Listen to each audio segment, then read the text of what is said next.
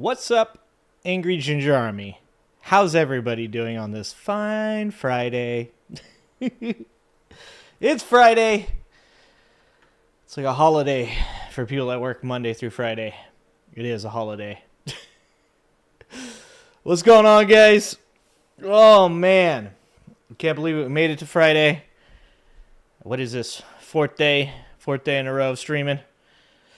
This is heavy work for me. Heavy work. How's everybody doing? We made it through. We just got home. Just trying to find a way to parcel out some time to get on stream and talk to you fine people. Hope you guys are doing good today. We got some different videos to look at. Well, I guess, are they different? No, not really. They're kind of the same thing. We got some reports of the Department of Justice having some mass quitting going on. We've got some TikTokers trolling Donald Trump Jr., which is always fun times. There's a lot, as there always is. The 6 hour news cycle. That's what we're on during Trump's administration. The 6 hour news cycle. Hope everybody had a good time yesterday playing the game Illness and Education. We'll try to bring that back as much as possible because it is a fun game to play. It is also very important to the survival of our country to play it. Just taking a second. Just taking a deep breath. How's everybody? How's everybody doing? All right. Let's look at what we got in chat. Let's see who's here. Troy Scott! Continuing his streak. Well, I think you lost your streak to Twitch yesterday. I think the Twitch guys beat you yesterday. So, restarting a new streak. Fancy, what's up? Diane, did I get your email? I just responded to your email because I saw you in chat there. I think I can do a Sunday, Diane. I think I can do a Sunday. Tomorrow I'm going to play blackjack and drink beer. So, I'm not a good gambler. I'm pretty terrible at it, to be honest with you. But we're gonna give it a shot. We like to play just for fun. We're gonna play just for funsies. Progressively, what's going on? R's wife, hello. Kelly, what's up? Talia, good to see you. You had some fun. All right, was it you that was having fun yesterday? Somebody was having fun yesterday. It was me. Mostly it was me. Just surviving. Surviving is what we got. Okay. Linda, hi Linda. Manic in the house.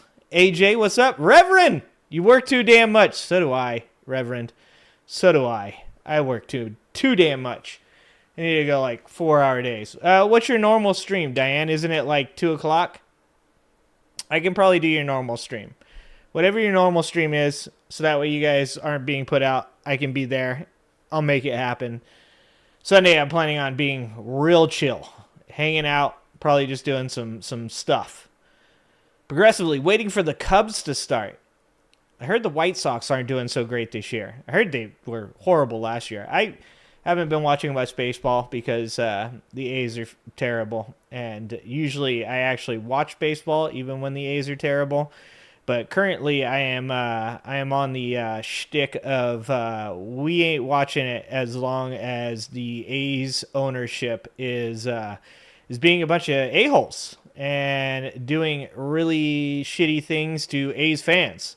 So until the A's get their shit together and start playing real baseball again, we're boycotting baseball for now. 5 to 7 Eastern. Yeah, that's 2 o'clock my time. We could probably do that, Diane.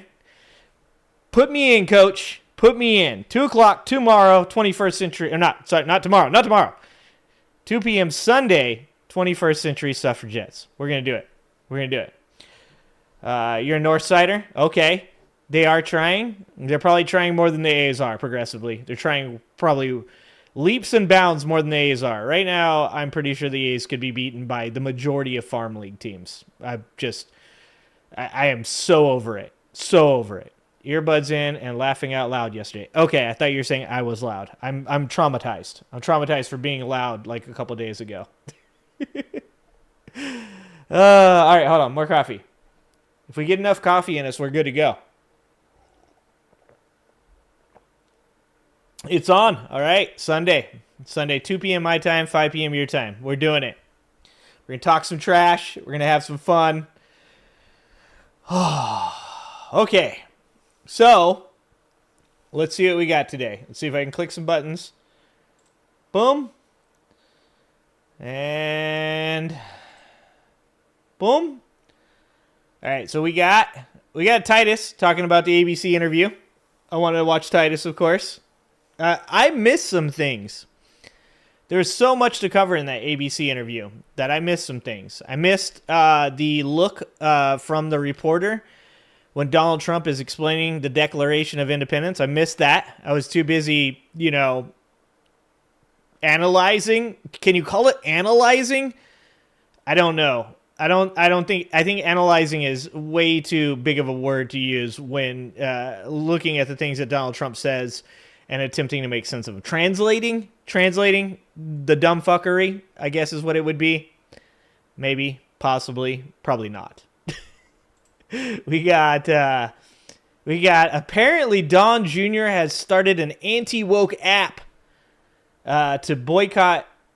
Wait. Oh no, TikTokers weaponize anti-woke app to boycott pro-Trump businesses. I have no idea what this is, but I wanted to see it. Sounds amazing. We got the Queen, Jasmine Crockett. We got what is her name? I've had it. I've never really watched the I've Had It podcast, so I don't know if this is good or not. But it's called Exposing Elon Musk, the Doge Scam. Doge, a scam to keep him out of jail. So we're going to watch that one. And the most important one, Department of Justice lawyers leaving en masse from Donald Trump. So we're going to watch that too. We're going to see what's going on there. So we've got a bit to cover tonight. We've got the game queued up so that way I can just sit there and play the game and maybe not interrupt the video every 30 seconds. Who am I kidding? Of course I'm going to. I can't stop myself. There's just way too many things that these people say that need to be criticized and called out. I just can't stop myself. It's just impossible. Luck Dragon, what's happening, Luck Dragon? What's going on? X is back. It's one where we determine whether you guys are mentally ill or if you just lack public education. X. That's that you missed that game.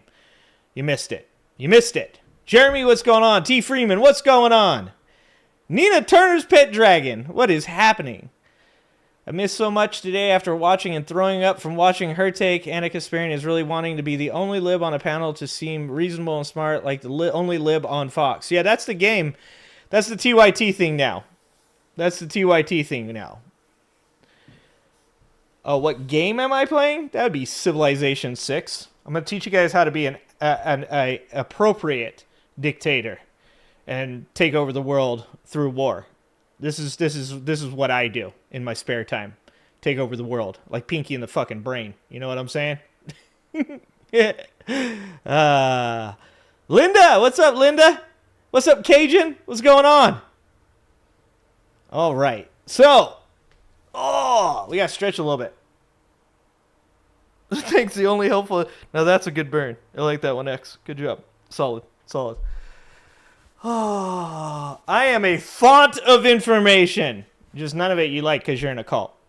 It's tough to be in a cult and hear people call you out. That's what I've heard. Oh, yeah, make sure we get George C. Marshall in the picture. And my fake plant. Do we got the fake plant in there? We got to get Idiocracy in and the fake plant. These are the most important parts of the background. The most important. Okay. All right. Whew. So what are we going to start with?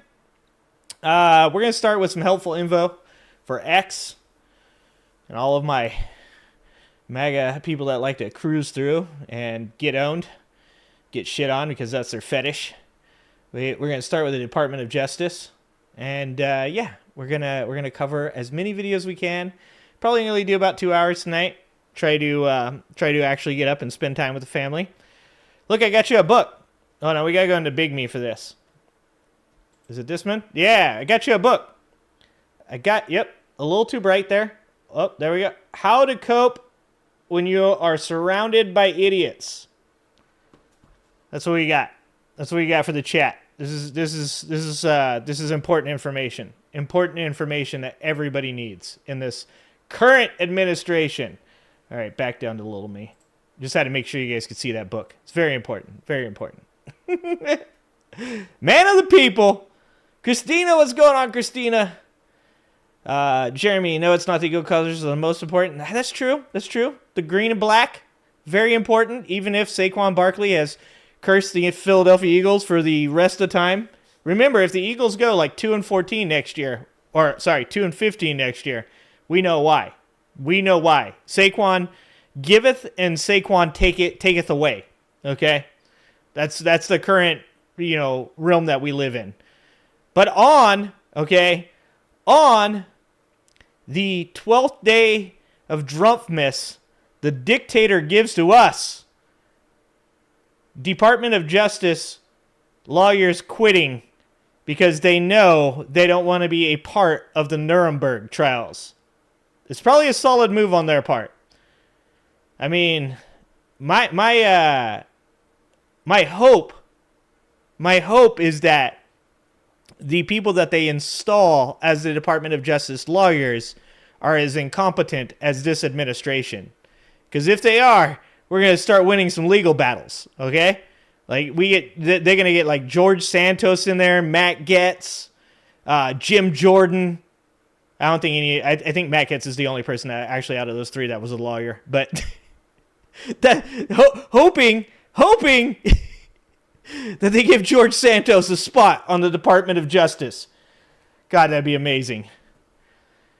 I know I got Titus video. I don't even see Woke Mike. Woke Mike late for his Titus video, so we won't start with the Titus video. Can we get more bad news for the dictator? SOC. The man gets bad news like every 12 and a half minutes. I mean, at this point, I mean, he's taking L's and he's collecting them like they're fucking Pokemon. The man does not know how to win a single fucking battle. And I mean, as much as that's amusing to watch, it's mildly depressing for America. I didn't know owning the libs was going to be nothing but Donald Trump failing so hard that we were all sitting around going, holy shit, I think he's failing so hard that he's going to force us to have to actually cheer for him to get a trade deal that actually does some kind of good for us. But, of course, we're past that. The damage is already done. We're already proper fucked. Proper fucked. Got to pardon Georgie first? Well, that's what you would think, Linda, right? They're going to get George Soros in there? George Soros? Maybe they'll get George Soros in there. Maybe they'll fuck up, like the Signal chat. They'll go to push the button for George Santos and they put George Soros in there instead. That'd be hilarious. That'd be great. It is like every 12 and a half minutes, Diane. I've timed it. The man hasn't gotten a proper W in the first 100 plus days. That Ukraine minerals contract was good for America, bad for Donald Trump. I've been reading article after article now about how it's like this is actually great for Ukraine. America is now going to be back in this war. It could even be worse now. Everything that Trump supporters wanted, not going to happen. Not going to happen. It's kind of amazing, to be honest. We should spread the rumor Trump's wife pulls trains with liberals. Is that really a rumor? I mean, I heard that that's factual news.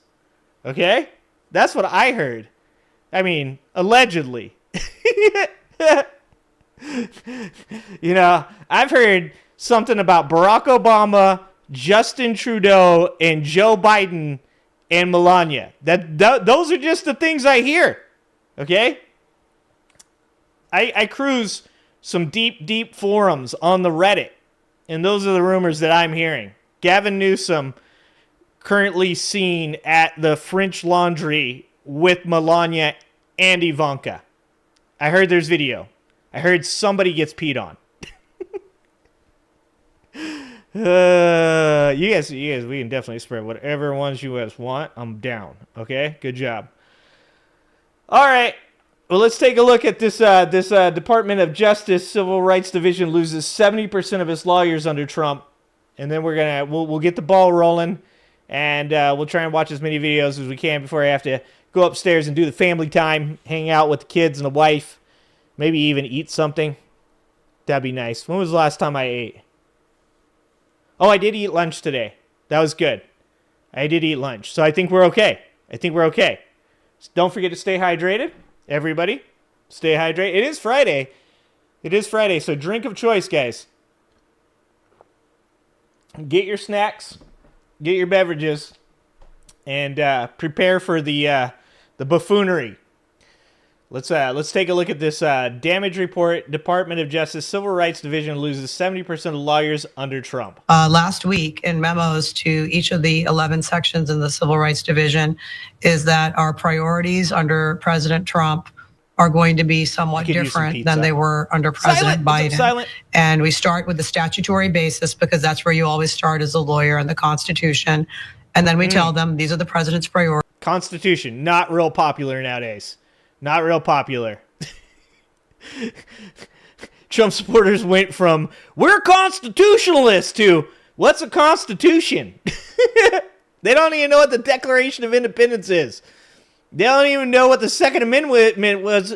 Apparently yesterday we found the only Trump supporter that is not aware of what the Second Amendment is. That was surprising. That was a new low. This is what we will be focusing on. Govern yourself accordingly. And all right. En masse, dozens and now over 100 attorneys decided that they'd rather not do what their job requires them to do. And I think that's fine. Wait, that's fine? She's like, look, we're doing some pretty nefarious shit over here. So it's actually pretty good that the lawyers are choosing not to prosecute us currently. I'm telling you, most of those lawyers are probably like, bro, I'm not interested in being a part of the trials that are going to happen after this is all said and done. Like, we all know how this works. Somebody goes in a bunker with their wife. They don't come out, okay? We build a historical monument over it that says this is where the dictator that tried to rule America lived, okay? His last moments. And then all the underlings slowly get put on trial, okay? If you know anything about the Nuremberg trials, you know what happened. I'm guaranteeing these Department of Justice lawyers are like, this is probably a good time to leave. Was Harmeet Dillon, big longtime ally of Donald Trump, and currently in the government as the Assistant Attorney General for Civil Rights at the DOJ. Or maybe to be more specific, of what's left of that at the DOJ, because as she indicates really callously and insultingly there, is that there's not that much left. Most of the lawyers are now gone. Apparently about 70% of the lawyers have either left or been fired at this point. And she made pretty clear there why that would be the case, because the goal of the Civil Rights Division of the DOJ is not what it was. And if you've been paying any attention to the Trump administration, you can probably guess the ways it's not going to be working the way that it used to. Now, she implied that they're not willing to do what their job requires. I think they would say they just want to do what the point of that division was. And they don't like that, like so many different parts of our government, that has now been turned on its head. And that's now an upside down version of itself, a dark mirror, where it's not actually designed to protect people's civil rights. It's instead intended to violate them. And they don't want to be a part of that. So can we be surprised that so many have stepped down? It's been around for a long time. It's only recently that its mere existence has become such an issue for conservatives. It was created back in 1957 to enforce U.S. federal civil rights laws. And actually, what Scott just said too is the truth there. If you guys, I don't have the Aegis Discord currently copy pasted for people to join, but here, okay, I'm gonna push buttons, guys. If I go down, it's not my fault. I'm pushing buttons. Always a scary proposition. But I'm going to share the Discord for the Aegis. You can join their Discord, and they always post when I go live. So if you're having problems with notifications and you use the Discord app, you can join the Aegis Discord, and you will see anytime I go live, anytime I believe Straight Facts No Chaser goes live, and I think Pep Talks even now is also getting one. Why is it? Okay, that's not working. Uh-oh. I pushed the buttons. There we go. Okay, there's a link. We got a link. We got this.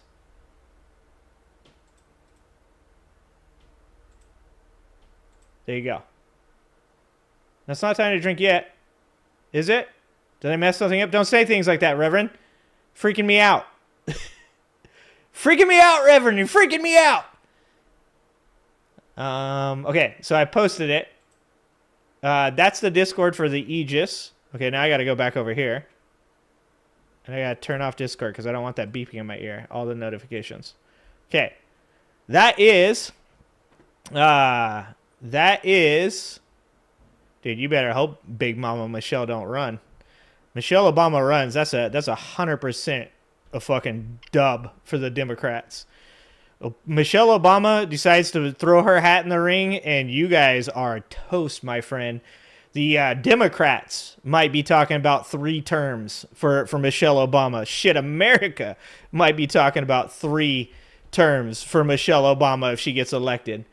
We need Michelle Obama energy in this house. That's what I'm talking about. All right, here, hold on. And she has been put in charge for the same reason, to resist it down.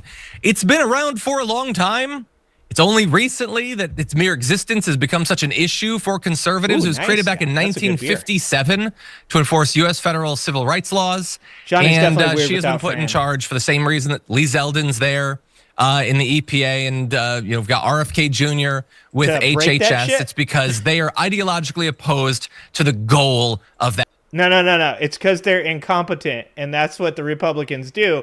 Anytime they get in office is they put incompetent people in charge of these departments, so that way these departments fail, so that way dictators like Donald Trump can run wild and do whatever the fuck they want. That part of the government. And so she made clear very early on that the focus of the division will be enforcing 100%. Trump's priorities, including hunting for voter fraud, preventing discrimination against white people in college admissions, and limiting the rights of transgender people.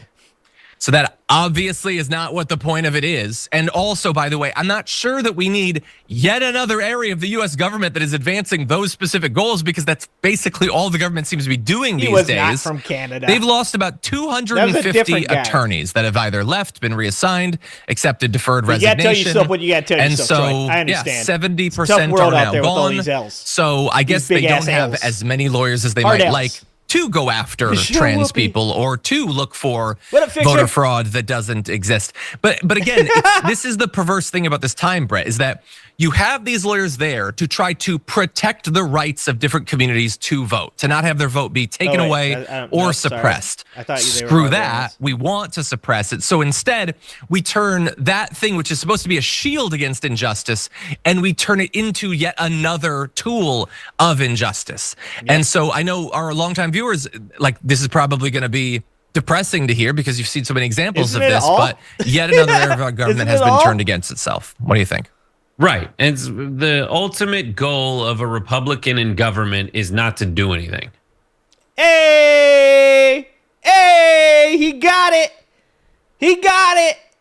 Oh man, I like when somebody actually fucking says the things that I'm saying. Take that, X, real information. These guys agree with me. All of them, when they're running, they're like, I'm going to shut this down, I'm going to shut that down, so that when I'm the president, I have no responsibilities. And the government doesn't exist. I can't build a house. But there are so that's one aspect of it. This general dynamic of like a new regime comes into power, or a new president has a new administration, and they shift their priorities. That's the reason that I was able to buy marijuana from someone on Venice Boulevard for years and years and years, because it's federally illegal. True story. But Obama comes in, he's like, I'm not going to arrest people for weed.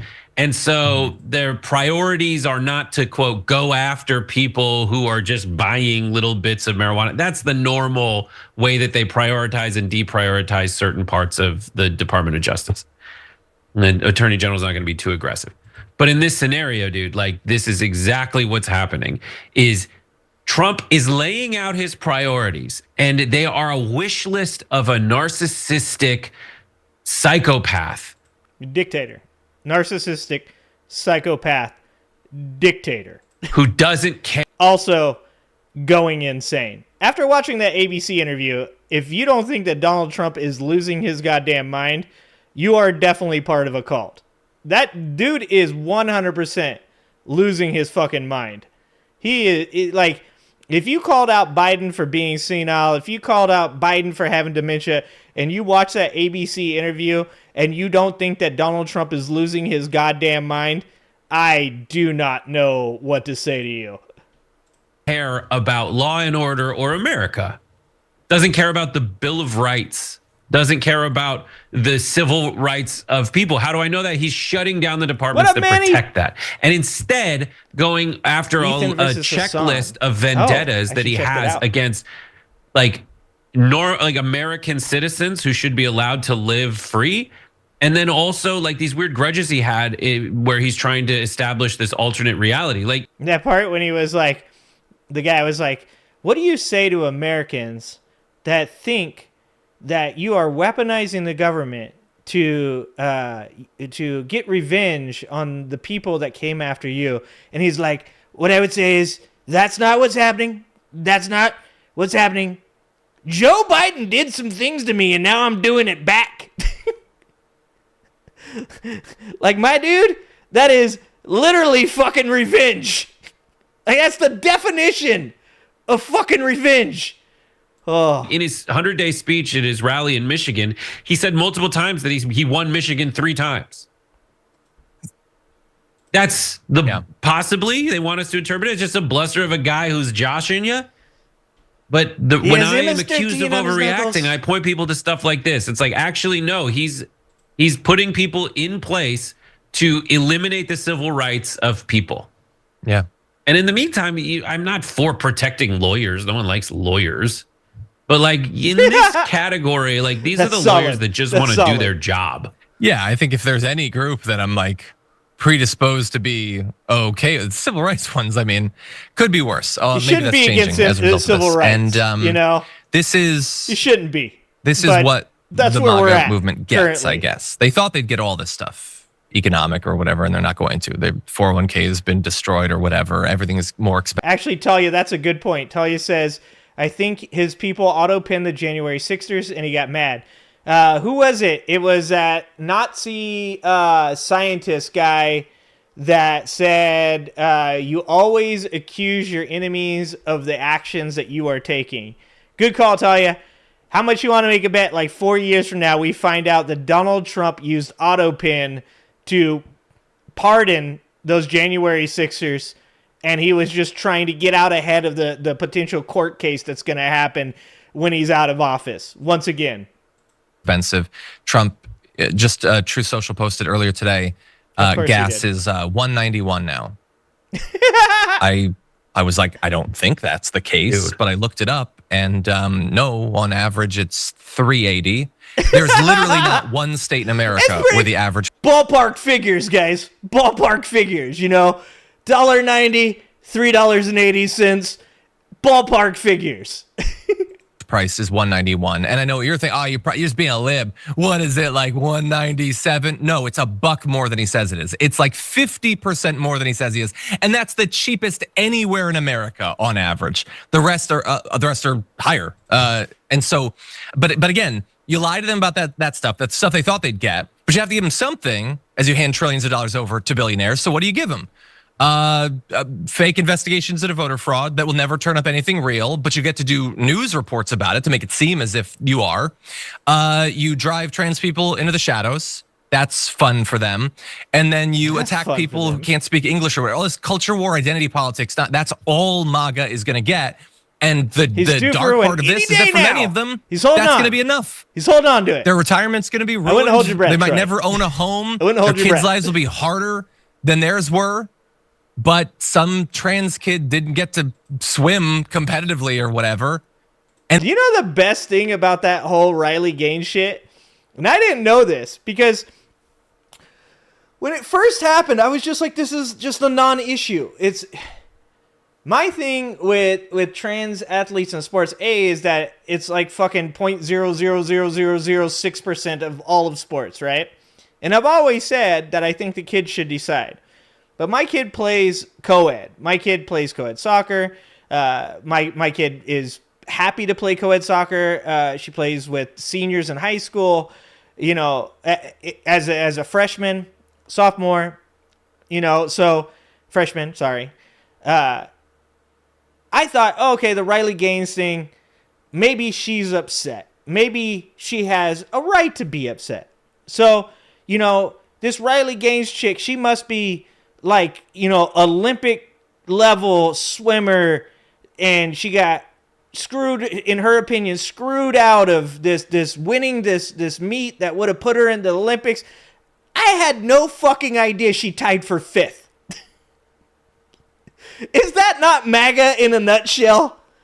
I tied for 5th with the transgender person, lost to 4 other biological women. Okay? All right? Like, dog, you took 5th. Like, I mean, if Michael Jordan joined in his prime the WNBA and was, or even women's college basketball, and was like doing some kind of crazy shit where it was like, man, he's really just destroying these girls. Like, we would have something to talk about. Riley Gaines finished 5th. 5th. I didn't fucking know that.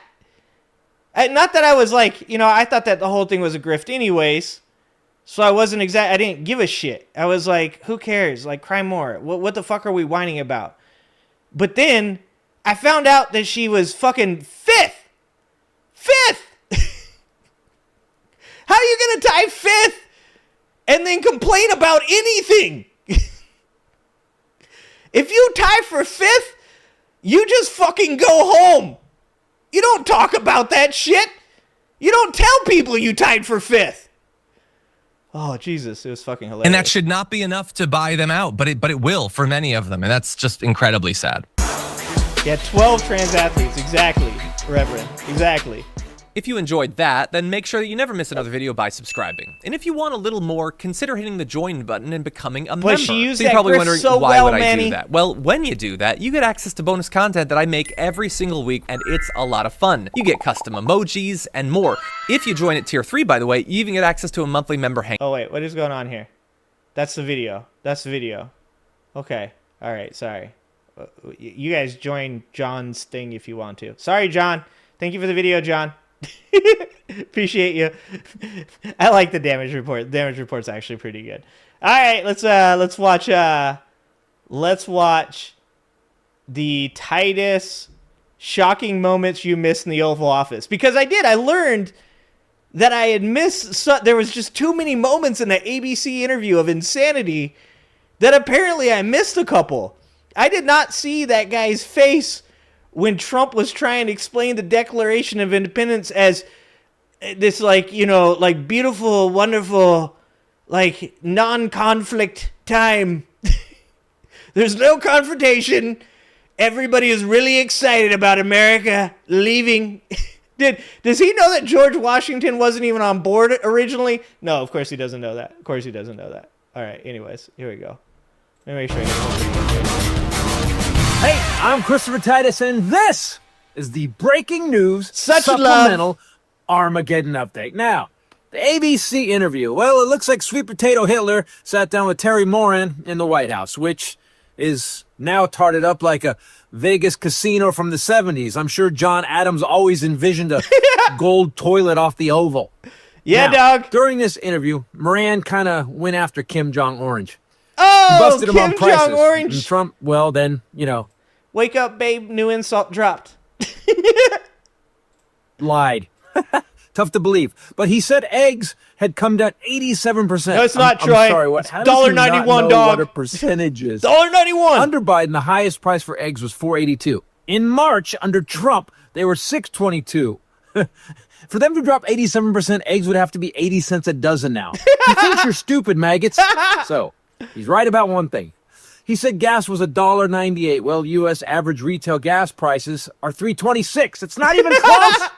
On the last day of Biden's presidency, U.S. average gas prices were $3.12. You see how one costs more, and it's more when Sweet Potato Hitler's here? That's not Trump math, he's handed dog. the best economy in the world, and a stock market at 45,000. It's lost 5,000 points since comb over Stalin took over. Trillions lost in retirement for the average American. And when Poopy Pants Pol... I don't know if anybody gets it why I call him the Mandarin Messiah. That's a book about Mao Zedong. I don't know if anybody gets that's why I call him the Mandarin Messiah.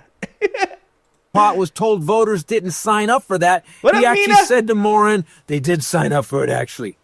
Did you? Did tariffs on Hunter's laptop higher prices on groceries? Beautiful word, groceries. Did you sign up for higher prices for eggs and gas and having less money to spend on eggs, gas, and groceries? Because no one signs up for that. And if you did, you're stupid. Again, I love the red hat. He said, I love the red crossings were all people released from prisons. Murderers, rapists, murderers again, and, murderers. Are they all catching Ubers to get here? We've heard nothing from any country. There's no evidence of any of that. In fact, anywhere.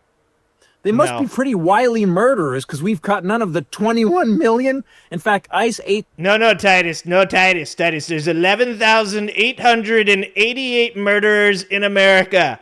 We learned this during the ABC interview. They have it down to the exact number of undocumented immigrants that happen to want to murder people. HSI and FBI went full SWAT tactical recently on a woman and her three daughters in Oklahoma. The tariffs on the lap dances are going to be pretty high. They made the kids stand in the rain while they ransacked the house and took everything, including her money. Oh, are you talking about the like I'm talking to Titus here? Is he talking about the fucking people that ICE raided their house without a warrant? I believe without a warrant. I could be wrong about that part, but it was either the wrong house or the wrong family. And they, took their fucking money and shit as evidence? We live in fucking Nazi Germany. There is no way, as a Trump supporter, you're okay with them randomly going into people's houses and fucking taking out people's families and putting them on the lawn while their kids cry, while you steal their life savings, and then you're like, oh well, well, it was one of the fucking ICE agents said, yeah, so what? We were a little rough. Big deal. Can you imagine? Can you imagine being in your house? You're playing Monopoly with your kids. You're just trying to enjoy your Friday. And ICE comes fucking flooding in and puts mommy on the fucking grass lawn outside, yelling, where is he? Where is Kilmore? Where are the MS-13 leaders, brother? Holy shit. They didn't SWAT tactical recently on a woman and her three daughters in Oklahoma. They made the kids stand in the rain while they ransacked the house and took everything, including her money. They didn't check ID because guess what? They were citizens, not immigrants, and not murderous thug 9-year-olds. In America, we have the Gestapo or the Trump-stapo. Call it what you will. They went after 3 kids and a woman, citizens. I guess they must have caught all the 21 million illegal murderers Biden let in. But let's deal with some facts, shall we? Illegal immigration had already increased to a 21-year high before Biden entered office. That's right. It was at a 21-year high under Trump. Biden tripled interior detention and increased border detention 12-fold. Biden then increased air removal flights by 55% over Trump's 2020 levels. Biden removed or expelled 3.3 million border crossers. That's 3 times as many as Trump. And these are stats from the Cato Institute. What is the Cato Institute? It's a right-leaning think tank. Look it up. But I know you won't because then, you know... Why you no have tattoo, Perry? Why you no have tattoo? That's where we're at. We're there, dude. We're there now. Why you no have tattoo? I don't know if you guys have watched that Jesse Waters video too. In the video, the one police officer is telling the other police officer, no, this is what's going on right now. This is trafficking. And the other police officer is like, are you sure? The things that people show as evidence that this dude was some kind of bad dude, but won't bring the guy back and put him on trial. Like I've said 100 times before, if the fucking guy did some shit, then fucking prove it. Bring him back. Fucking put him on trial. Show everybody your cards. Be like, look at this shit. He did these things.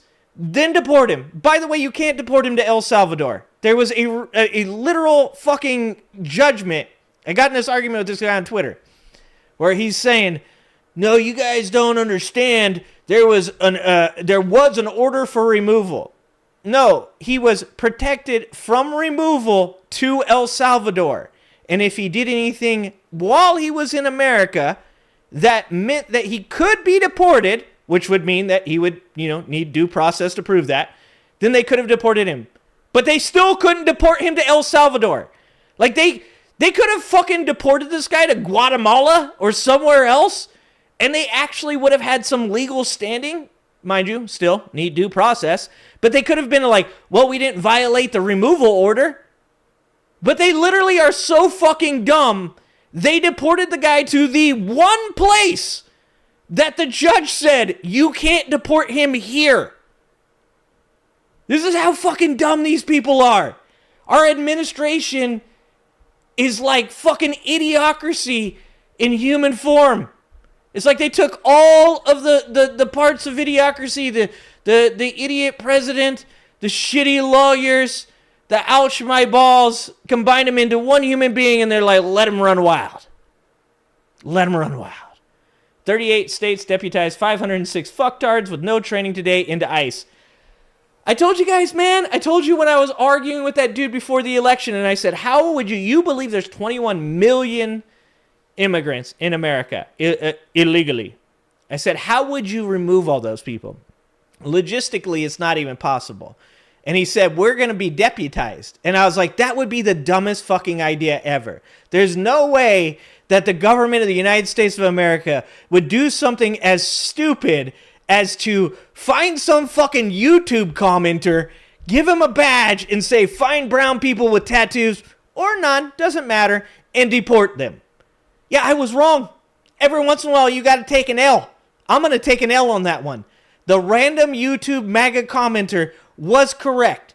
The United States government is stupid enough to deputize random fucking YouTube commenters and send them out to get rid of brown people. It's the political singularity. I could not imagine that this would be this stupid. It's fucking crazy. Dumb you are. Again, nice red hat. So, either Trump lies or get up. But I know you won't, because then, you know how dumb you are. Again, nice red hat. So, yeah, if they either could prove Trump it, they would. lies Yeah. or the 21 million murderers Biden let in have stopped murdering, because crime dropped under Biden and jobs went up by 12 million. So the guy who started the pool cleaning business in your neighborhood used to be a murderer? Okay, got it. You bloviating 34-time convicted felon.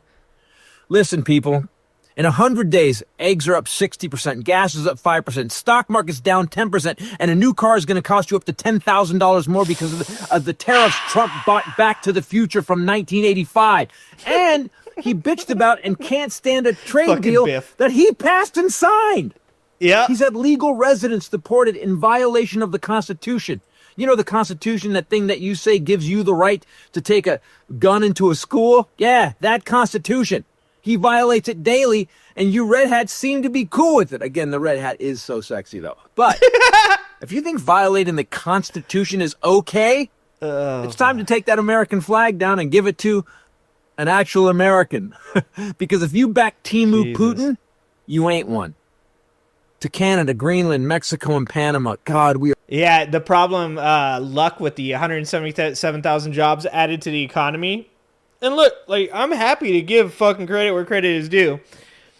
But I'm not going to just, like, blindly, tell people, and I know that's not the point you're making, Luck, but I know that many people will make this point, that we added 177,000 jobs in April, and we were supposed to add 133,000, right? So above. What anybody that's not in business right now doesn't understand, that those numbers came from February and March. So during February and March, because of the fact that things have been so chaotic, because Trump doesn't give any kind of like consistent information, tariffs on, tariffs off, tariffs on, tariffs off, most businesses coming out of Biden's economy were continuing to add jobs. That's one of the lies about Biden's economy being bad. Like I said, if we want to talk about lower middle class people having a hard time, impoverished people having a hard time during Biden's economy, we can definitely talk about that. If we want to talk about the continued burden that the middle class bears because the ultra wealthy don't pay their taxes, we can talk about that. But for the most part, the economy as a whole was moving in the correct direction before Trump's presidency. Long before Trump's presidency. So most businesses, mine included, were adding employees. We are adding employees in the hopes that we can continue this upward trend. Now, the problem now is that most of us have bulked up our employees, our staffs, and now we're looking forward to May, June, July, where we could see massive shortages in goods, the lack of trade from outside of the country, increased prices because of tariffs. And now we're looking at that staff, these people that we've hired, and we're saying to ourselves, holy shit, what are we going to do if the bottom falls out? Which, by every indicator right now, it looks as though the bottom will fall out. So most of us now are looking at these employees that we have brought on, and we're saying to ourselves, how am I going to sustain this level of staffing if the bottom falls out? So when it happens, if it happens, most likely it's a win, not an if. I mean, we're talking 90% sure that it's a win, not an if. When it happens, those numbers for jobs are going to go way down, and unemployment's going to go way up, and we're going to go into a recession. And that's, like I've said over and over again, my main problem with the way that these things are happening is that when Donald Trump does not give consistent information and he comes out and he bloviates and fucking acts all grandiose and fucking telling people 49%, 76 on that guy, 95 on that guy, what it does is it causes panic, and it makes people that are making decisions for the future have to make really hard decisions based off of what they're currently dealing with. My shelves are full right now, so I have to have staffing. But if my shelves are empty a month from now, I'm going to have to cut staffing. And luckily for my employees, they have a person that is really good at their job and is able to hopefully do something for them to make sure that they don't lose their jobs, right? Like, that's not going to happen in corporations. Most corporations are going to see the writing on the wall, and they're going to start fucking massively laying off people. If you look at what just happened with UPS, UPS has said that they want to fire 20,000 employees or lay off 20,000 employees, and they want to close a bunch of their distributing centers, right?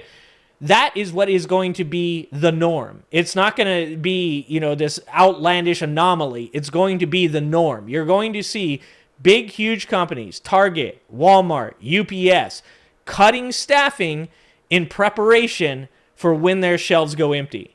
That's the scariest shit. And they'll blame Biden. Exactly. Also, billionaires should not exist. Good call. We are so sorry that Grandpa is clinically insane. I guess we're going to have to choose tyranny or revolution. It's up to you. I'm Christopher Titus, and this is the breaking news supplemental Armageddon update. He did not have the letter MS13. It says MS13. That was Photoshop. This dude was arguing so hard on that. Look, I gave him the first time. I was like, the first time he said it was MS13, I was like, maybe he just thinks that. But the dude doubled and tripled down. That fucking reporter tried so hard. He was like, let's just talk about Ukraine, sir. And Donald Trump was like, no, it says MS13. Like, he tripled down or more, quadrupled, quintupled. He kept fucking going for it because the man is mentally insane. And I think the people around him know it, and they're taking advantage of his crazy ass. Like, at one point in that interview, he looks at the reporter and says, why can't you just agree with me? It's like, why can't you be like the rest of the people around me and just say yes to the things that I say? Fucking insane. I tell you, these videos go by a lot faster when I'm not pausing them every 2.5 seconds. I think I should have possibly queued up some more videos. He's insane. You can't possibly tell me that dude is not mentally declining. We watched all 40 minutes of that interview. There is no way that was a person with a fully functioning brain. No fucking way. He was being very mean. I picked you because no one knew about you.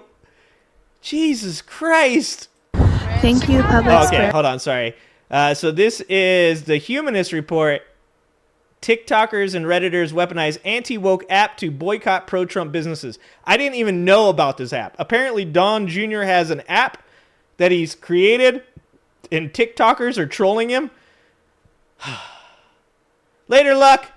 Good luck with your girlfriend. Thank you, Public Square, for making it so easy to find an adorable little French cafe to go on a date. We are so glad to support businesses that align with our values and that celebrate the freedom that America was built on. What's up, kids? Okay. So I got some interesting information today. Apparently, there is a website out there dedicated to MAGA small businesses. Uh-oh. It's called publicsquare.com. Uh-oh. Yes, all these MAGA businesses can sign up, and you can find all their locations on a map provided on the website. I'm thinking? I think we take this information and use it in a different way, like businesses not to shop at. That's solid. So even though conservatives have been putting us through hell on a daily basis in this country for decades now, I've got to admit that sometimes their stupidity can be a blessing in disguise. And I say that because they inadvertently handed people on the left a really nice gift without even realizing it. What do I mean? So anti-fascists are catching on to a tool that right-wingers have been using for years now to support supposed anti-woke businesses in their communities. But instead of creating a map of so-called woke businesses to avoid... Yeah, that is such a bad idea. Oh my God, that's such a bad idea. Guys, Donald Trump's approval rating is in the fucking toilet. This is not the fucking peak time to be advertising that you are, pro-MAGA. Okay, first of all, most businesses, if you're smart, you're not talking politics, period. Okay, that is do not touch territory. If you are a business, you open your doors to any and all people, and you hope that you never get drugged into a political conversation in your business life, right? So first of all, bad fucking idea there, okay? Second, this is like the worst time to do that. I mean, if you were going to do something like this, you go at like peak popularity. He has the worst approval rating any president has had in 80 years. Is that Franklin Pierce? How far was that? No, that's 1940. Who was president? Truman? 40? No. Somebody help me out with that one. I got to Google it. I don't want to Google it. I can't push any more buttons. The app in question compiled a database of pro-Trump businesses. Schumer, send him a strongly worded email. Is not really being used in the way that its creators intended. So if you go to publicsquare.com, you can enter in your zip code and immediately see a list of pro-Trump businesses in your area. Kind of insane. And you can effectively choose to avoid these businesses now that you know that they are pro-Trump. And this platform reportedly has more than 50,000 pro-Trump businesses in its database. Do not talk about politics at work. Through word of mouth on TikTok, Reddit, Facebook, and Instagram, the app is gaining popularity among people on the left and also liberals because of how useful it is to them, because now they know which businesses support fascism and thus know which businesses they should avoid. And the app has... Dude, they're gonna start touting how many downloads they've gotten. They're gonna be like, our app got more downloads than Facebook and Instagram, and they're not even gonna know why. Oh my God. It's blown up to the point where some businesses registered with Public Square are now publicly distancing themselves from the app. Oh no! Oh, dog. Can you imagine that? Your business ends up on that and you're like, nope, disavow. I'm currently playing Seattle Civ 6. TikToker. So apparently, a liberal newspaper a few days before I posted my video had called these businesses out by name that I also saw. And this is the Facebook post from Barolo, which is a restaurant downtown, saying, "Oh no, we don't. We didn't. We definitely don't support this. We don't know how this happened." Here they are up here. It says, "This is not a MAGA supporting business." Cool, wonderful. We love hearing it, right? Like, even if we scared you back into the woodwork, we love hearing it. But here's the thing: we went and we looked at the website. So you have to apply. Oh no! You have to apply. So like do this. So somebody went in there, put in information. We did not look at the application because we're not going to go in there and put in a bunch of information just to like gather data for these people. But they have to go in and apply. So did you apply? Who applied? Who was it? No. Tell me. Dude, you know that right now, you know that if that's a small family business, you know somebody's looking around at each other. They're like, "Did you do it? Was that Bob? Bob, did you register us on the app?" And he's like, I don't know what you're talking about. Like, Bob, tell me right fucking now. Did you register our business on the MAGA app? Bob, we know you have tons of Trump merchandise. He's like, I don't know what you're talking about. Essentially just refuse to believe that this is just a disgruntled employee being like, I'm going to put you on a MAGA serving website to get back. Hey, I had a good somehow. real estate agent. Really golf. smart. Okay. But don't do it. She was That's really bad. nice. So their response is basically, "Oh, gee golly, we have no idea how we ended up on this MAGA supporting website. We're not Trump supporters. That's not us." But that's not true. They're lying because, as he explained, you have to register your business to get on Public Square, and Public Square vets the companies that apply to ensure that these companies align with and adhere to their conservative principles. No. So while it's possible that a disgruntled employee could theoretically register their owner's business to burn their boss, there seemingly has to be specific criteria that needs to new troll dropped. be met in order to make it on Public Square's database. As HuffPost explains, its website, which bills itself as the anti-woke online marketplace, is a hub of tens of thousands of I smell a divorce, Pinkerbell. businesses nationwide that want people to know they align with MAGA views and oppose so-called progressive priorities like women's reproductive rights and diversity initiatives. In order to list your business on the website, you first have to confirm that you will respect the core values of Public Square and agree to not support causes that are in direct conflict with our core values. Now, I'm not privy to the ways that they gauge how conservative a company is, but HuffPost spoke to a man using Jeff as a pseudonym who found out about Public Square from a bank that he worked at in California, whose lenders were huge MAGA chuds, and they instructed him to try to get their bank on Public Square. And through that, Jeff learned about the process, and while he doesn't know if the bank ever managed to make it on their database, he says that the businesses who are on Public Square are not there by accident. If they're there, they're there on purpose. And the reason why they won't just allow anyone on the app is because its owners are actual Trump Kool-Aid drinkers. The Stranger reports Public Square was started up in San Diego in 2021 by Michael Seifert, hardcore Christian fundamentalist and alum of the sometimes accredited Liberty University. That's the one founded by Jerry Falwell as a right-wing values-driven alternative to Amazon. Now, HuffPost adds, the company, which officially launched in 2022, has direct connections to Trump too. Its board of directors includes Donald Trump Jr., who is also an investor. Like, this is totally nope, nothing to do with MAGA, guys. Nothing to do with MAGA. We just are connected at like a 99% rate with everybody that's MAGA. Totally not MAGA. Fan, 10 memberships. I'm just saying you guys did a good job already. Thank you so much, fan. Dude, Shin got one. Danny! Congrats, Danny! Congrats! Yeah, and 6 months, fan. That's support. Most people can't stand, okay? Most people cannot stand me for 6 months.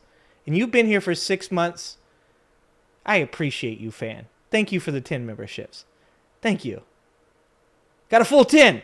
Oh, you're talking about the memberships. But you have been here 6 months, right? Yeah, I think so. Kelly Loeffler, President Trump's administrator of the Small Business Administration, also was on the board until she was confirmed to her current post in February. So we're talking about some of the biggest names in the Chudoverse. The MAGA cinematic universe. So, I mean, if a business has their blessing, I think it's safe to say that it's not a fluke, which is going to be something to look out for, because now that more people are using the app to boycott, more businesses are going to become a little bit savvier and feign ignorance once they start to lose money, or to stop themselves from losing money. But just know that they're lying. But I mean, these businesses won't be the only ones losing money due to a boycott. Let's be honest, though. MAGA supporters have been denying they have been on apps like this entire time. Look, we all know about Grindr, okay? We all know about how Grindr crashed in like Milwaukee or whatever it was when the Republican fucking convention was there. Look, we know, okay? We know y'all like these apps. Stop denying it. Stop denying the apps. You guys love the apps. Because according to HuffPost, Public Square makes commission off of transactions at these businesses, assuming that they sell their merchandise through their online store. So if the app becomes big enough and enough of the companies in their registry are boycotted, they lose money too. Public Square directly loses money because of these boycotts. Sweet. And I'd love to be a fly on the wall in their boardroom meetings now, because now that the word is... They're like, fuck, they found us out. Who would have known these liberals know how to use the phone? out about the usefulness of this app to anti-fascists, they've got to be panicking. I mean, if you search Public Square on Reddit, there's so many posts about it in different subreddits for cities and states, including Alaska, Portland, Denver, Nashville, Bend, Charlottesville, Cleveland. It's also mentioned in a lot of liberal and left-leaning subreddits like 5051, Leopards Ate My Face, and even the Joe Rogan subreddit, which has basically been taken over by ex-fans who don't like his right-wing pivot. And on the App Store, the glowing reviews are mostly coming from anti-fascists. At least the more recent reviews are. For example, this person gave it a 5-star review, writing, "I love how simple and easy this app is to use to find local businesses that I and all of my companions need to boycott. I've already found a handful of businesses I wouldn't have expected that I now will never go to again. I can't say anything for the store functionality of this app because I will never ever use it." This person gives it 5 stars as well. Hold on. We gotta go back. Fan says, I might have been here 6 months, but it's kind of hard to tell in Trump time. Each day feels like 10 years of listening to Rush Limbaugh when Trump is president. Yeah, I feel that, Fan. I feel that. You know how presidents age while they're in office? This is the opposite. When people would say, they'd go, Joe Rogan would go, isn't it crazy? Isn't it crazy? Have you done DMT? Isn't it crazy how when Obama was in office, he aged like so much? Isn't it crazy how when George Bush Jr. was in office, he aged so much? But then Donald Trump, when he was in office, he didn't age like at all. Yeah, motherfucker, that's because he was golfing the whole time. You know who aged like 30 fucking years during Donald Trump's presidency? We did! Donald Trump didn't age a fucking day because the American populace was taking the brunt of his bullshit. We aged like 40 fucking years in the last 100 days. Shit, the people that follow him are aging at an obscene rate. And they're just like, nah, it's good. Yeah, no, it's actually really good. I look older? No, I don't feel older. I feel great. I've got to take a nap. Dude, I'm still waiting for alcohol sales to spike. Okay? Because alcohol sales actually went down after COVID because all of you bastards were out there just drinking up all the beer. I definitely wasn't. That wasn't me. That was you guys. 100%. Okay? But alcohol sales definitely spiked during COVID and then completely fell off a cliff afterwards. I'm waiting for the next spike now. I'm just waiting for just hard alcohol, wine, anything over 13% to just go through the roof. Now, when the tariffs hit and my tequila becomes $47 a bottle for some fucking Cuervo, that's my line, guys. When the Cuervo, when the cheap shit hits $47, we are going to have an issue. All right, we got to go back to this one. All right, hold on. Saying, great act that I want to get these reviews at least the more recent reviews are. For example, this person gave it a 5-star review, writing, "I love how simple and easy this app is to use to find local businesses that I and all of my companions need to boycott. I've already found a handful of businesses I wouldn't have expected that I now will never go to again. I can't say anything for the store functionality of this app because I will never ever use it." This person gives it 5 stars as well, saying, "Great app that is easy to find out what businesses support kidnapping citizens to concentration camps, cutting cancer research, destroying the economy, pushing disinformation, and cutting social services for people who pay for them out of their taxes. Thank you for helping us spread awareness to avoid these corrupt..." You gotta admit, too. Like, I was telling my wife this the other night. One of the funny things about me trolling MAGA supporters on Twitter is when I get on Twitter, which is not very often. It's only to message my buddy Ben or Wick or one of these guys that I'm trying to talk to that only use X for messaging. And I'll see something. Like I saw the Saquon Barkley, right? I saw the Saquon Barkley tweet where he was like, hey guys, I just went and hung out with the president. I don't know why people are so mad. And I posted on there because I don't think that Saquon's a bad dude. I think he's a young dude. I think he possibly has some CTE. Love you, Saquon. But I put on there, Saquon, they're not mad at you for hanging out with the president. They're mad at you because you, in a very, dumb way, are supporting a person that is ripping people off the street and not giving them due process before he deports them, ending in certain people that 100% shouldn't be being deported. And of course, that got some MAGA trolls on it. And just like our good friend X, when he joined up first, and they can't complete full sentences. They have absolute fucked all grammar. It's terrible. It's sometimes incredibly hard to determine what the hell they're saying. And so, they jump on there and I go back and forth with them. And generally, after a while, they've had enough of me and they leave, right? After I've called them, the little dick that couldn't, things like that. Tell them about what one guy said, I hope your mouth finds a trigger. And I said, your mom found my trigger and now it's all over her face. This is how I handle the trolls, right?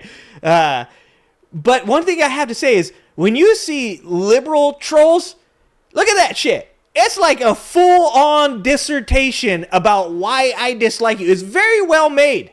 Very well made. MAGA trolls are just like, you're stupid, liberals violent.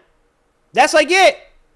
And it's NPC shit. There's no thought, there's no creativity, no wordplay, no innuendo. It's just bare basic, fuck you, you suck, you're a liberal. Cry more. It's not even that good. I actually did a better job. You got to give it to the liberal trolls. They do a good job. Disgraceful. Cutting cancer research, destroying the economy, pushing disinformation, and cutting social services for people who pay for them out of their taxes. Thank you for helping us spread awareness to avoid these corrupt, disgraceful businesses pushed by our malignant authoritarian regime. So, needless to say, if the app continues to grow for this specific reason, it could become a victim of its own success, ironically, because even though people are using it, they're using it in a way that will lead to its inevitable demise at some point if this continues. Because if these businesses no longer want to be associated with this app and they pull their products off of their store, then Public Square loses commission and the app itself goes bye-bye. But I hope it does stay open for a little bit while longer, at least, because it's actually very useful. And I'm happy to find out about all the fascist businesses in my community. I'm not necessarily surprised by how many they are. Nonetheless, they're there and I will be avoiding them thanks to this app. Thanks, Public Square. But Thanks, Public Square. Thanks, Public Square. Reverend, when the dude said, he's like, yeah, the liberals are the ones causing all the violence. I was like, it's Schrodinger's liberal. It's like, you both claim that liberals are out like, destroying America and like they're violent and they're rioting, they're terrible people, but also at the same time they're pussies. Like, which one is it, dog? Like, can we stay on one fucking thought path? Are blue-haired liberals out like, beating up cops? Like, every time you bring up the January 6th thing and you're like, hey, how many police officers lost their life either directly or indirectly from January 6th? Can you not agree that that's a bad thing? And they'll make up a ton of excuses. No, like, those guys didn't even die there. Oh, he had a heart attack? What, that's their fault? Yeah, motherfucker, that's directly related. It turns out that if you have a heart condition or just fucking, drink a couple too many beers every night and someone starts beating you over the head with a flagpole while the fucking mob tries to take you down, having a heart attack is directly related to that violence. It's crazy. They just but at the same time, just like the same thing, they'll say, well, how many of those blue-haired liberals got arrested during the George Floyd riots? Oh, 14,000, actually. Over 14,000 rioters were arrested during the the Black Lives Matter riots. 14,000. That's about 10 times the amount of people that got arrested for January 6th. 10 times. It's like, can we just be fucking consistent in what we're complaining about? Some logic? Look, when I troll, I want you to understand this, Troy Scott. When I troll, I still use facts. I still use statistics. I just troll in a way that says, if you want the smoke, I'm here for it. I just had 3 glasses of tequila and I got about 45 minutes to spend. I want to share one more TikTok from the user who helped to spread the word about Public Square. He's going to explain how this isn't necessarily a new phenomenon, specifically the tactic that conservatives are pulling off. Public Square is basically the Green Book, but for conservatives. The Green Book was a book passed around black communities that was a list of stores and businesses that were safe for black people to use. Public Square is the same thing for conservatives. It is a website that conservatives will register their business on to show that they are anti-woke, pro-conservative, and especially pro-life. If you're like me, you'll search that and find that there are local businesses in your community that you will never shop at again. I just found out that the game store that I've been attending weekly for the past decade is a registered business on Public Square. Oh, they just lost Stay some woke, business. be aware of the Public Square. So to give you some additional context, the Green Book was used during Jim Crow to help black Americans avoid racist businesses when they traveled because they needed to know where it was safe to get gas and groceries when they left their town so that way they wouldn't unnecessarily put their families in harm's way. Exactly. It was a necessity because of racism. But as that TikToker explained, conservatives created their own version of Green Book as if they're victims, when in actuality, they are the victimizers. Stay away from that 100%. And if they were alive during Jim Crow, black Americans would need a Green Book to avoid people like them who think they need their own Green Book. So it's especially gross that conservatives are appropriating a piece of black history to profit off of their victim complex. But hey, it goes both ways, right? So if they're going to appropriate black history, we can appropriate their appropriation and weaponize it against them. So in the end, I would encourage you to use Public Square because I think you might be surprised, or maybe not, with how many businesses in your community are paying fealty to a fascist cult leader. With that being said, if you are going to use this app or the website, reject their cookies and don't let the app track your location. I think the safest way to do it is to use a private browser or browse in incognito mode. Just don't let them track your shit. Either way, look, knowledge is power. And if fascists are giving us a free tool to boycott them, I think it'd be rude to not accept the gift that they're giving us. So have fun. Have fun. Woke mob. Oh, Jesus. Woke mob. What a strange time to be alive. Woke ideology. Woke ideology. Woke ideology. Woke ideology. Woke ideology. We're getting through these videos pretty fast with me playing Civ 6, guys. Look at that. These videos are not 2 hours long with me watching or playing the game. We're actually going to probably get through the majority of these videos for once. All right, time for the queen. Jasmine Crockett. I don't know what this is, but I wanted to watch some Jasmine Crockett because I haven't watched any Jasmine Crockett videos in a little bit, and I felt like it was necessary. So we're bringing Jasmine Crockett back into the fold and letting her speak. Hopefully she calls somebody a Governor Hot Wheels or something like that because I really need that in my life right now. Come on, bring the smoke, Jasmine. Bring the smoke. Really quickly. First of all, it's too cold in this building. So, yes, excuse me. I know I look tacky, but this is my jacket because I'm about to head out for a second to do votes. But I wanted to make sure that I told y'all what just happened. So I've been in oversight forever today, but now we are in our markup, and it is in judiciary. And let me tell y'all what they just voted for. I want y'all to take a guess. Okay. Y'all probably not going to guess it because it don't make sense. But if you think of the most ridiculous thing that they could do, okay, I know that that's really hard too because everything that they do is quite ridiculous. I was going to say, how the fuck am I supposed to do that? I just talked about this is the political singularity for me. Every time I think, I'm like, that's probably about as dumb as this is going to get. Like, there can't really be too much further for us to go from here. Like, we are literally at the point where we have the dumbest things in American history. And we have a long history of doing dumb things. And then the next day I wake up and I'm like, oh, they did it again. They did it again. Ridiculous. But literally, they just voted they being the other ones, not us, because we were all on the right side of history. They just voted to give Trump the ability, legally, to give him the ability to deport I hope everything's okay. That is what they voted for. A bunch of elected U.S. representatives. That is how they voted. Am I telling a lie, Eric, or no? No, I got my salad here. Mouthful. No, I'm stunned. I'm not. But I'm glad that you... Oh, okay. Hold on, one more time. Hold on. Ability to deport U.S. citizens. That is what they voted for. A bunch of elected U.S. representatives. That is how they voted. Am I telling a lie, Eric, or no? No, I got my salad here. Mouthful. Oh, no. I'm stunned. What? Anti-furry bill is a good guess. I'm glad that you... Oh, okay. Eric been here longer than me, but like... So what we said was, we even said, you know what? Many of us will not offer any more amendments tonight. We won't vote for the overall bill. But if you agree to this, we'll drop any other amendments. We'll take the win that this would be in the bill, that you would agree U.S. citizens can't be deported. They voted to allow Donald Trump to deport U.S. citizens. And they did it during the week that we learned that a 4-year-old little girl fighting cancer, a U.S. citizen, has been deported. Separated from her U.S. citizen father and her cancer treatment. So, yeah, it's kind of shocking.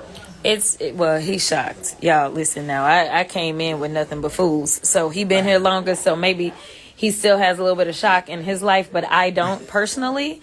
Because the fact is, we used to live in a world in which where we saw the news about that baby that got deported, the baby with cancer, because supposedly he the man that's all about the children with cancer, right? Like, that's why. Oh, thank you for the $10, Troy. Thank you for the $10.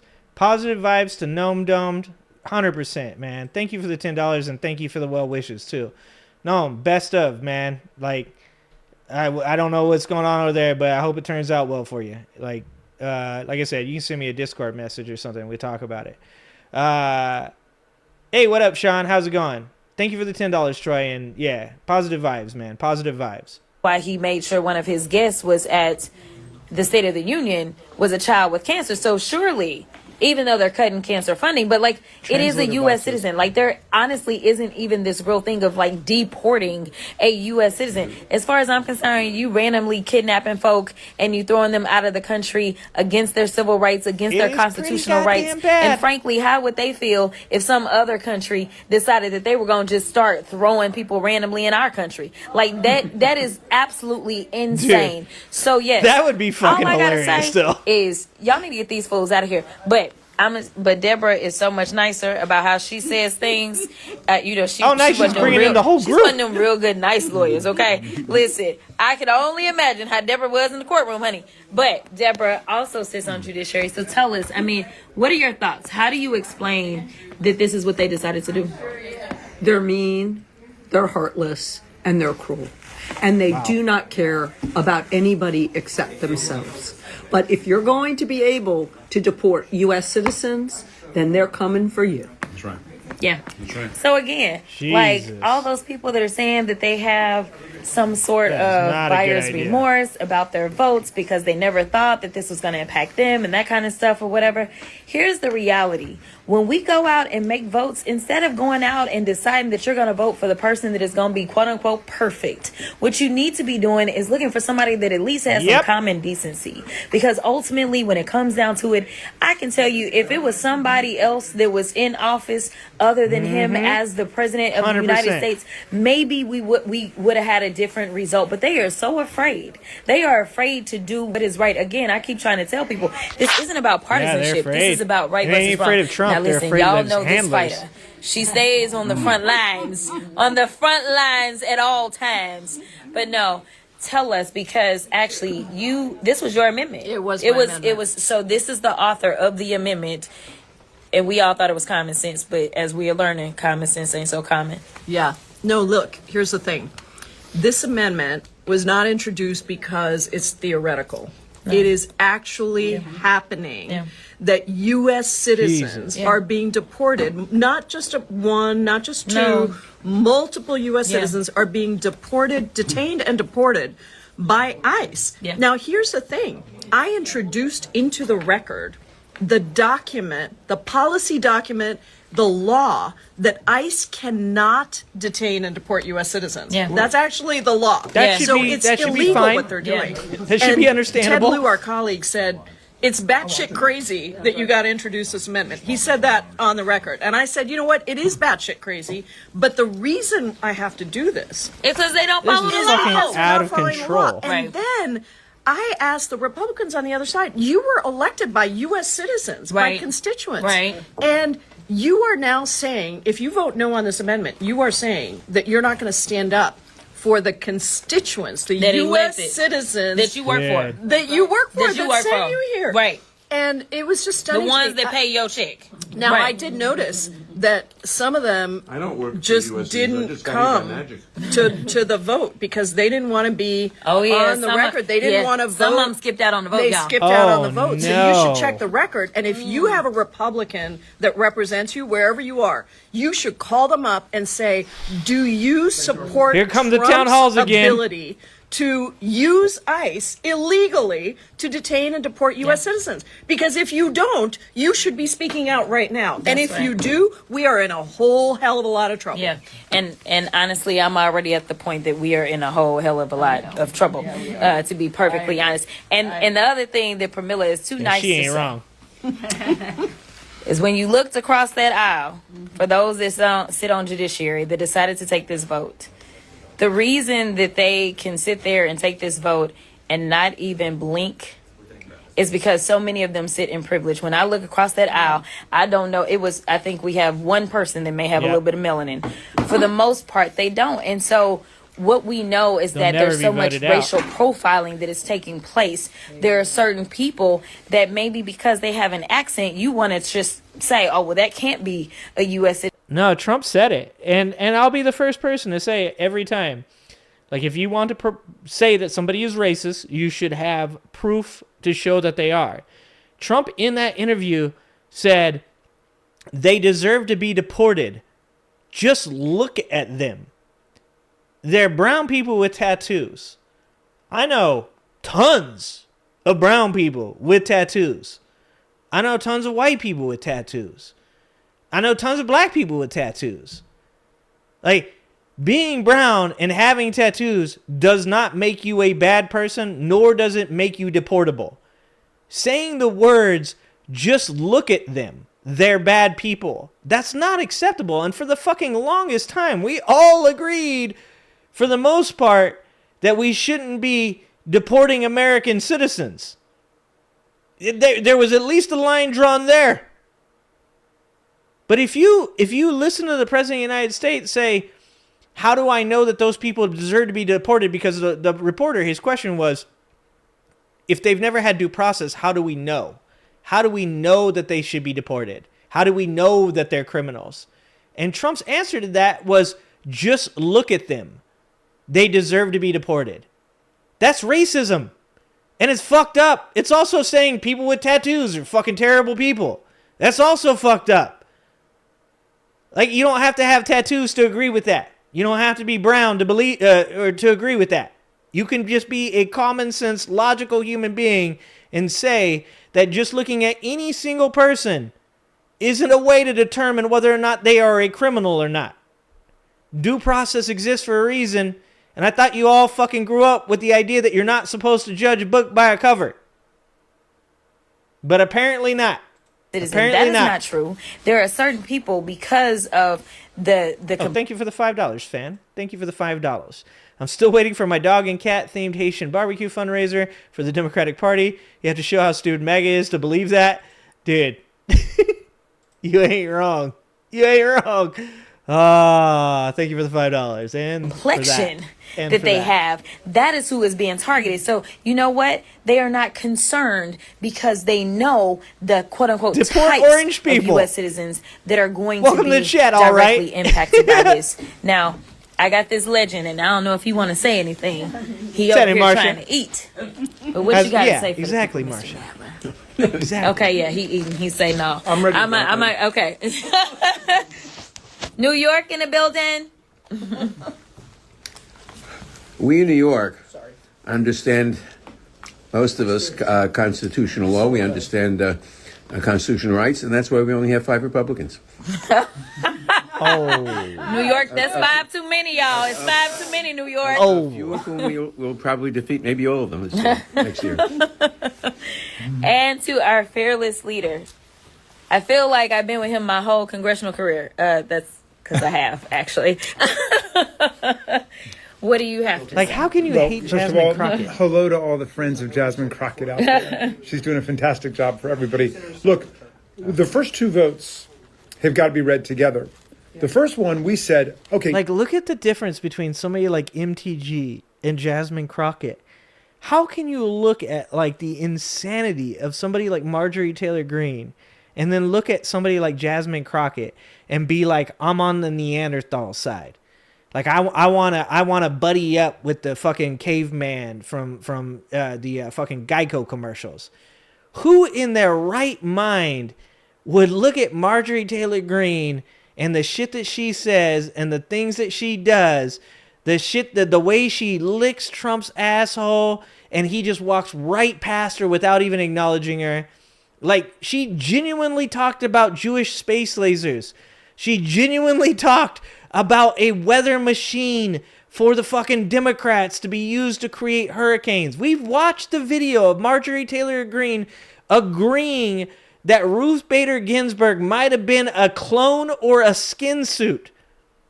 How do you look at somebody like Marjorie Taylor Greene and the shit that she has said and done, and then look at somebody like Jasmine Crockett and the things that she says and she does and go, I want to be on Marjorie Taylor Greene's side? How do we do that? What is wrong with our fucking society? Nobody should be deported from the country without due process. They refuse. Where is due process found? Due process is found in the 5th Amendment of the Constitution. I think he doesn't wear the do-rag anymore because he's got... And what does due process mean? It means before they deprive you of your life, your liberty, or your property, you get to hear what the charges are against you. You get to put on your evidence, as Jasmine Crockett has done as a lawyer and as a member of Congress. There's got to be some structure to it, so it's fair, right? There's got to be a neutral fact finder, right? Who decides, all right, that's all we're saying. And hopefully prevents these mistakes. So before you get sent out of the country, there's got to be due process. There's got to be a fair hearing, right? And our colleagues refuse to vote for that, despite the fact that the Supreme Court just said in a... Dude, all it is due process. That's it. And Trump can say, oh, well, how would we be able to do 21 million trials? You're not at a 21 million point, and you never will be unless you start actually deporting American citizens. That's the only way he's getting to 21 million. You're never going to have 21 million trials. But let's say, hey, legit, we're not going to be able to get through all these trials. Put more dudes on the bench. Get more people. Take the money that you're using for the military. Use that money instead to put more dudes on the bench. Let's move more judges over into immigration. Let's have them be able to do more court cases to determine whether or not these people should be or should not be citizens of the United States, whether or not they're productive or not productive, whether they're criminals or not criminals, and then we can start having a conversation. But just determining that people should be deported without any due process means I could be deported. You could be deported. Anybody in MAGA could be deported. Without anybody, except for hopefully your fucking family or your friends speaking out and saying, whoa, this is bad. Hey, this shouldn't be happening. You literally are going to have to depend on your small circle of friends and family to bring to light to the entire nation that you've been deported if you hope to get any justice at all. Remember, we continue to talk about Kilmar, but there was 200 and some odd other people that were deported on those same planes. We know one other of them, a barber. How many of those people? They said that over 50% of those people didn't have criminal records. How many of those people haven't had the luck to have friends and family speak out and get the attention of the nation that are now sitting in CCOT with a bunch of fucking actual murderers? Actual murderers. If you think in any way, shape, or form that it's acceptable for people to be removed from this country without due process, you are not an American. You do not believe in American values. You are not a patriot. You are just a person that hates immigrants. You are full of fear. You are full of hatred. You are full of anger. And most of it is misdirected. All of it is misdirected. But most of it is coming from the wrong place. You're mad at the wrong fucking people. You're mad at immigrants that are here working, contributing to Social Security that they'll never fucking touch, trying to have a good life, trying to lay low, trying not to get in trouble. Meanwhile, you're supporting billionaires that literally have a game fixed to keep you down below them, producing the fucking robots that they're going to be using to take your job. That's how fucking stupid you are. If you think that people should be removed from the country without due process and you think it will never come to your front door, please say no to building those robots. Please speak out and say, I don't like this or I don't like that. You're going to find out. It ain't just about them. You ain't their friend either. 9-0 decision that there's got to be. And that includes everybody on that Supreme Court. That's pretty incredible that all 9 of them would actually say, yeah, we agree. There's got to be due process. And the last time I checked, the Constitution, that's supposed to be the highest Good job, law fan. that we have in the land. Supreme law of the land. What I thought. Not Donald It's Trump. constitutional professor, yeah. So the first one says, okay, we said you can't deport people without due process. The Republicans said no. The second one, Ms. Jaibal's amendment, she said, well, you can't deport or detain U.S. citizens if you're ICE. Right? That's not your job. Right. I thought that was a slam dunk. Okay, they're not. That's a no-brainer. They voted against that. They voted it down. You put those two together, and they seem to be indifferent if ICE is actually detaining and deporting U.S. citizens. And guess what? That's not hypothetical. That happened last week, where there were U.S. citizen kids who were sent outside of the country. So we're entering a brave new world here with all of their Orwellian, brave new world, Kafka-esque stuff. And we're just getting started, though, because we're going to now pin them down on everything. We're going to have amendments on everything to see where they really stand on the Constitution. Yeah. So you just heard it directly from Jamie Raskin. He is trying to teach these people some constitutional law, y'all. They ain't trying to listen. Against they Ossoff. act like that there's only one amendment in the Constitution, the second, and they read that one wrong. Listen, if you care about this country, if you care about the Constitution, if you care about anything, then you will go and tell somebody what we have just educated you on. I got Becca Ballant. Listen, I'm trying to let her finish. But here's the deal. It is so frustrating because we could see the writing on the walls as we went out and we tried to educate people about what it was that they were up to. If they have it their way, this country would only be full of Elon Musk and Trump and they other billionaire friends and whoever is willing to work for them for little to nothing and have no. Dude, wasn't it Lutnick the other day that said, like, no, we're providing a good life for Americans. You're going to work in the factories. Your children are going to work in the factories. Their children are going to work in the factories. Like, they're just straight up fucking telling you, man. They're telling you what they're going to do to you, and you're supporting that. That's fucking wild. It's insane. They don't support unions. If you expect to get paid at Frito-Lay in the factory without a union, you ain't going to. If you expect to get paid in any corporate atmosphere where there is no regulation, where monopolies are allowed, where price fixing is allowed, because this is what we're talking about, where wages are discussed freely amongst these people, you aren't going to have a good life. When they talk about we're going to enter a new golden age, once again, they're saying the quiet part out loud. They're saying we are going to do really well And guess what? There'll be plenty of jobs for you to have. But the part that they're not saying out loud is that those jobs aren't going to be good jobs. When in history has billionaires, corporation, ultra wealthy people ever said, we're going to take care of the middle class? When? The only time that they have ever talked about, been forced to take care of the middle class was under Teddy Roosevelt when he taxed the shit out of their ass. And at that point, we had the strongest middle class in America in its history. The way that you don't beg billionaires, you don't beg corporations to do the right thing. They will never do it. You force them to do it, or your ass is grass. You ain't going to get no help from them. You ain't going to get no health care from them. You ain't going to get no time off from them.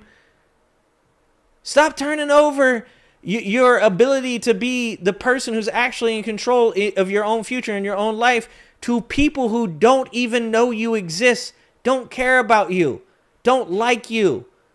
And if you couldn't build their fucking robots for them, they would literally celebrate your fucking death because you're sucking up resources that they wish that they could hoard. It's not fucking rocket science, man. Scott, we've already had this conversation about unions. There's good unions and there's bad unions. It's all dependent on who the person in charge is. Trade unions are socialism, and that's why they use the Red Scare to demonize socialism and trade unions. Yeah, I was just watching this. This video. I think it was Andrew Callahan talking to a Republican at a Bernie Sanders rally, and he was saying, he's like, no, socialism is one step away from communism.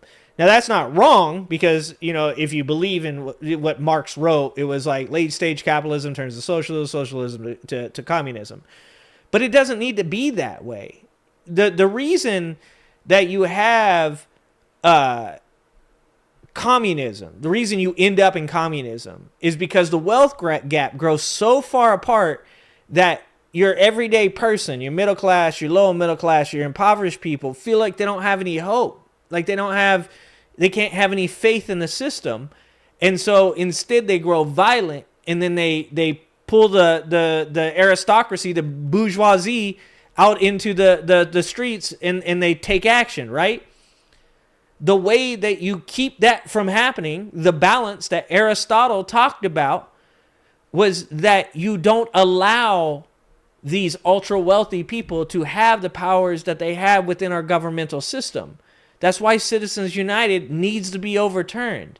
That's why these super PACs need to be gotten rid of. That's why dark money has to be gotten rid of. That's why donations need to be capped and there actually be some type of real legit boundaries be put on these rich people.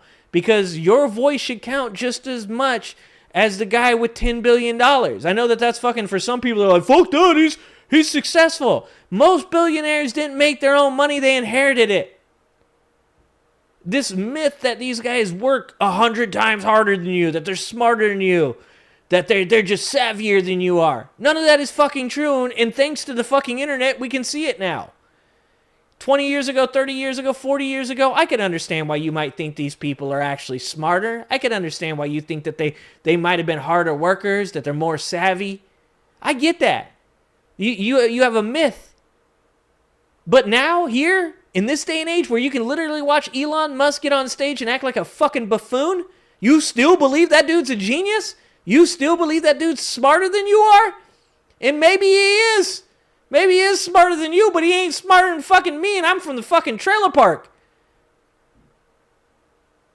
Like, you don't want communism? Because I don't either. Looks good on paper. Never really works out because that power vacuum gets sucked up by more people that shouldn't have authority. You don't want communism? Then you gotta close that wealth gap. You've got to provide social safety nets. And you know how you do that? With socialism. It doesn't need to be the most abject 100% socialism. You do it with taking parts of socialism, just like we have in this current government. Well, not this current government, but the one that we had 100 days ago.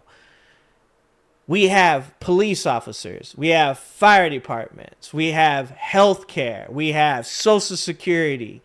We have so many things in our society that are parts of socialism that are good. And I'm sure there's plenty of places that you can point to socialism and you could say, but wouldn't that be bad? And I probably agree with you. There's parts of communism that you would say, but isn't that good? And I'd probably agree with you.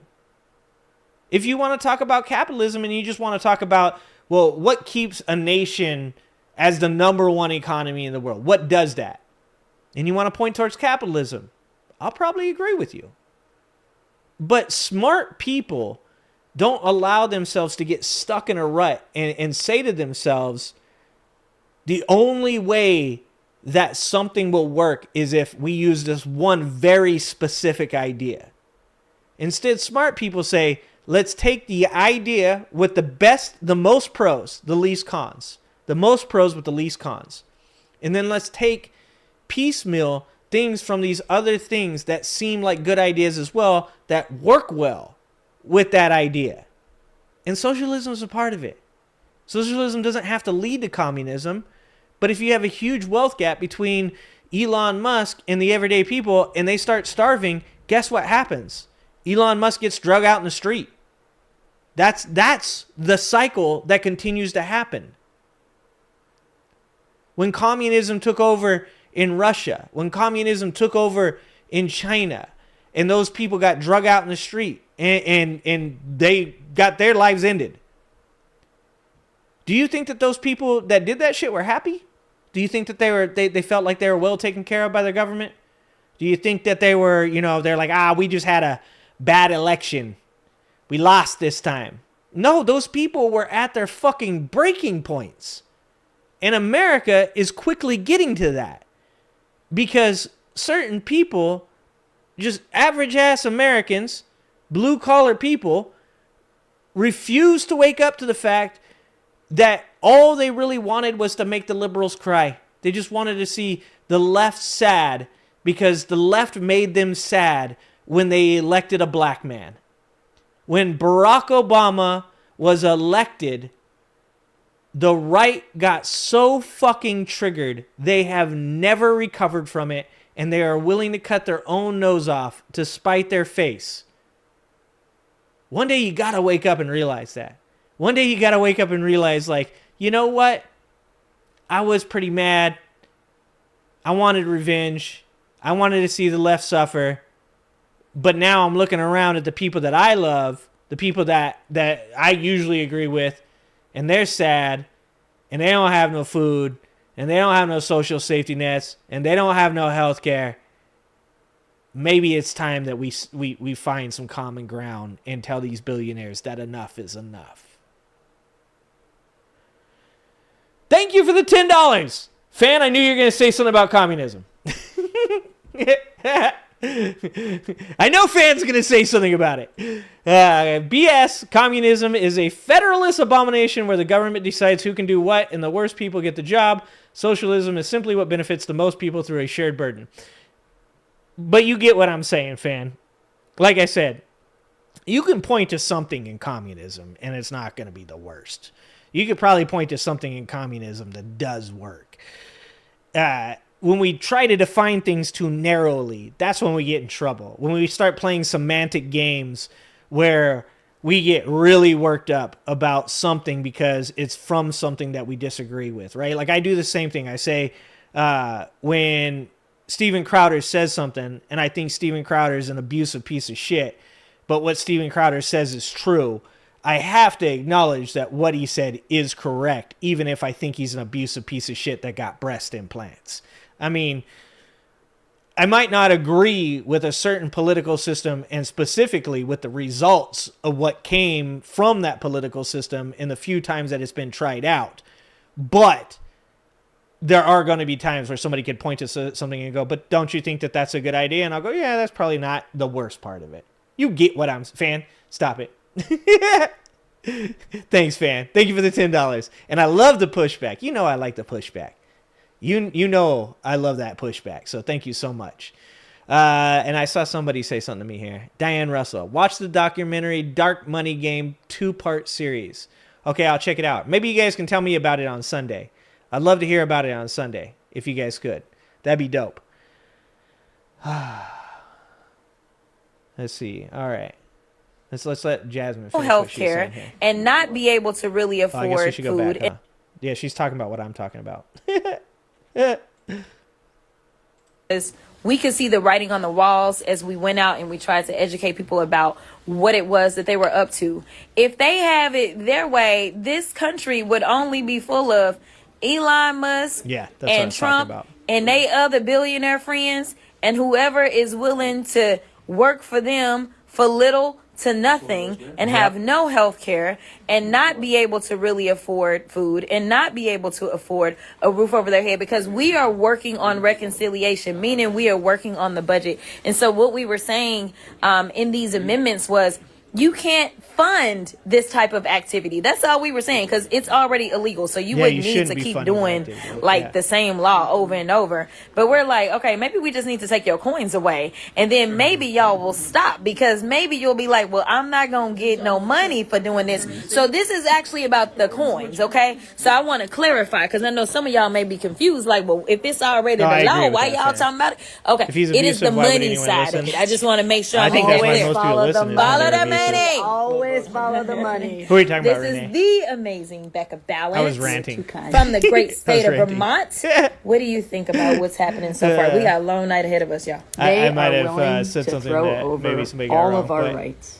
They are willing to throw over the freedom and the liberty of their own people in order to worship at the feet of Donald Trump and Elon Musk. They don't care about their constituents. They don't care about working people. It is about delivering more cash to people at the top. You follow the money and where it goes, and it's about kicking working people in the teeth, propping up people who don't need 100%. the advantages they already have, and meanwhile creating a police state. That's what they're doing. Yeah. With what we just saw in committee right there. They will not promise not to spend money to detain and deport crazy. American citizens. That's this fucking is nuts. Be more clear. This is all about doing whatever it is, allowing Donald Trump the latitude to do the things that he wants to do.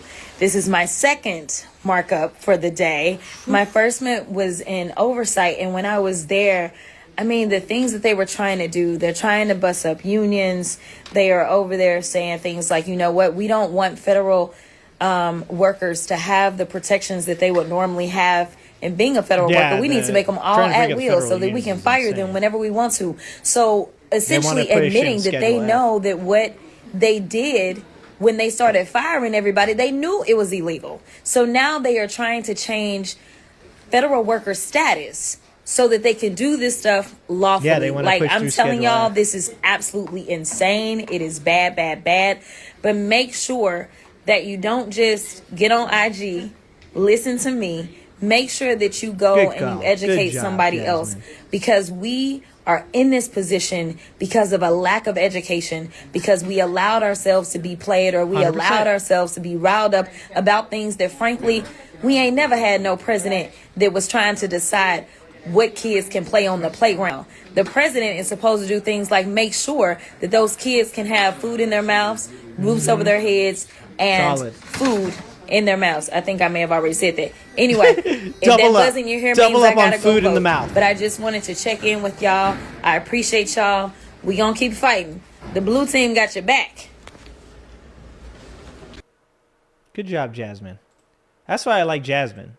And this is my problem, right? Is that my problem with what's going on nowadays is like people keep saying they want people that are more like them, that they're more human, that they're less corrupt, that they're better people, but then they elect Donald Trump.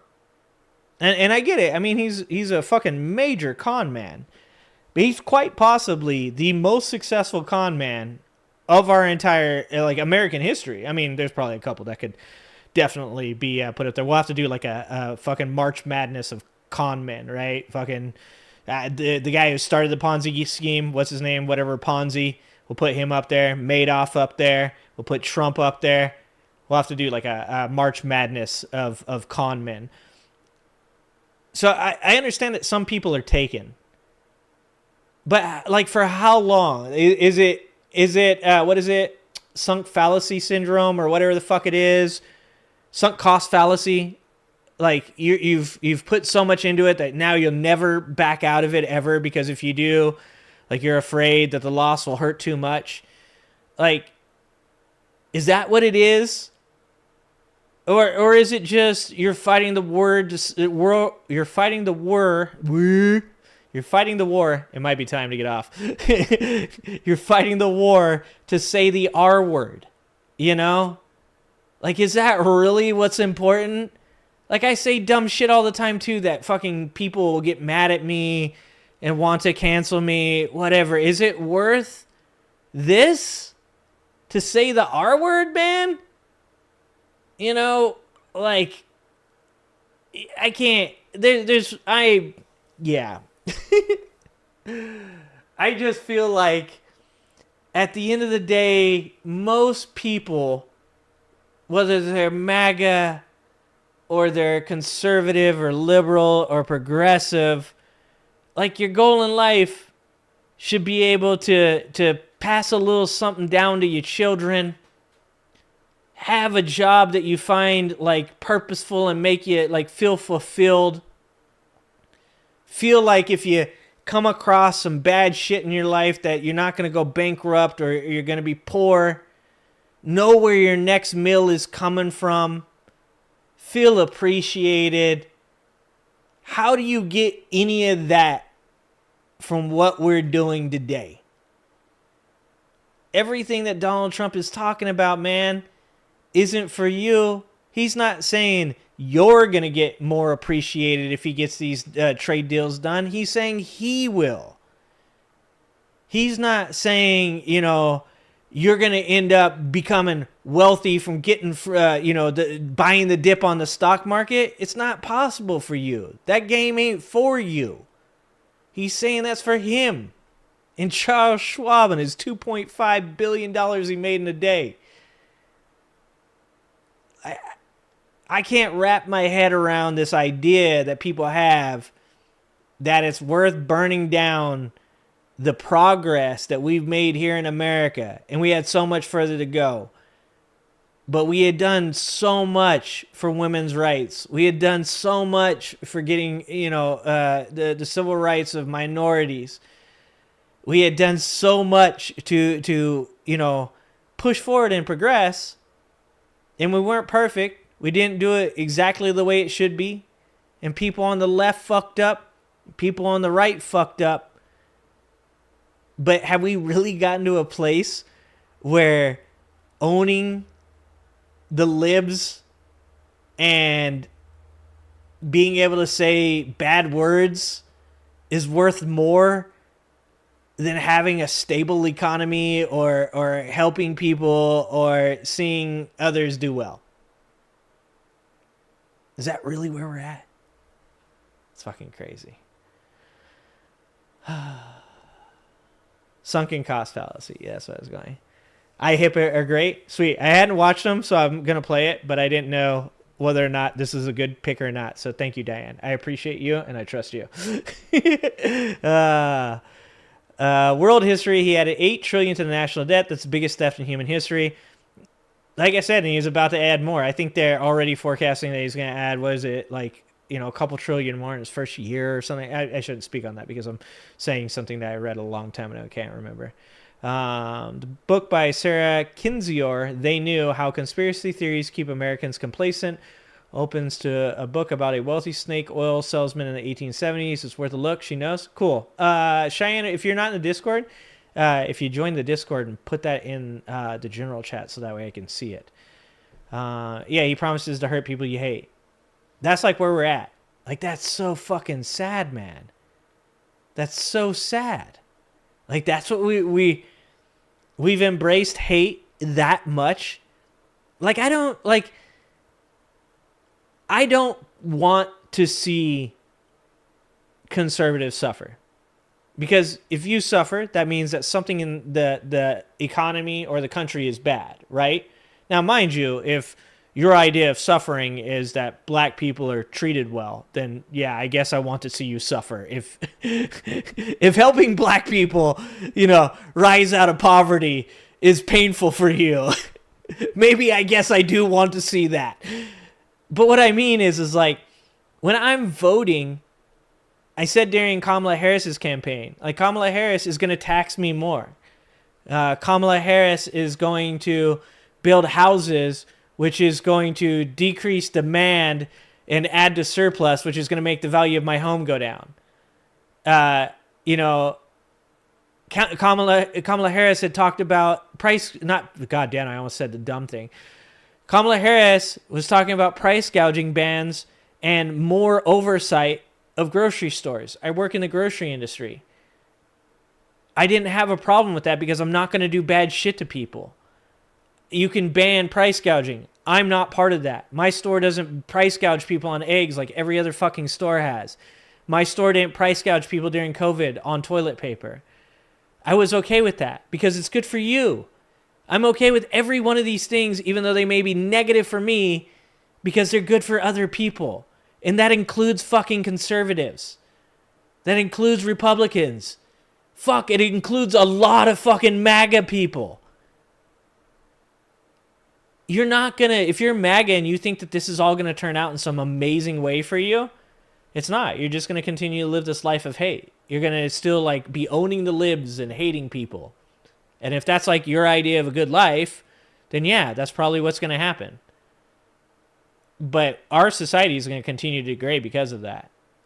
And you may feel like you can still say, like, no, I'm happy about these things. They deported those Mexicans and they deserved it. But when you can't afford to eat, when you can't find a job, when, like I said, when your wife or your sister or your grandma gets breast cancer and there's no health care for her, like, is that really going to sustain you? Your hate for the libs is going to sustain you while your wife has cancer and can't get health care? Like, fucking that makes no fucking sense. It doesn't make any sense. Anyways, I guess we should get back to this. South African immigrant and welfare queen never gave a damn about government efficiency. Hold on, we started fast. South African immigrant and welfare queen never gave a damn about government efficiency. Okay, preach, queen, preach.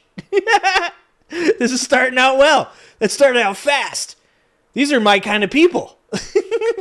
Was never the point of DOJ. It was all a lie. It was all a ruse. Put up this first post. A Senate Permanent Subcommittee on Investigations memo out this morning estimates that Elon Musk and his companies stand to avoid at least $2.37 billion in legal liability through his efforts to get the federal workforce and exert influence over federal agencies. Not a good Next thing slide. that Elon left, because he already did the damage. The report claims that the estimated $2.37 billion drastically underestimates the true benefit Musk may gain from his newfound influence in government, which could include billions through new contracts or the competitive advantage gained by collecting intelligence on competitors. And he did. Next.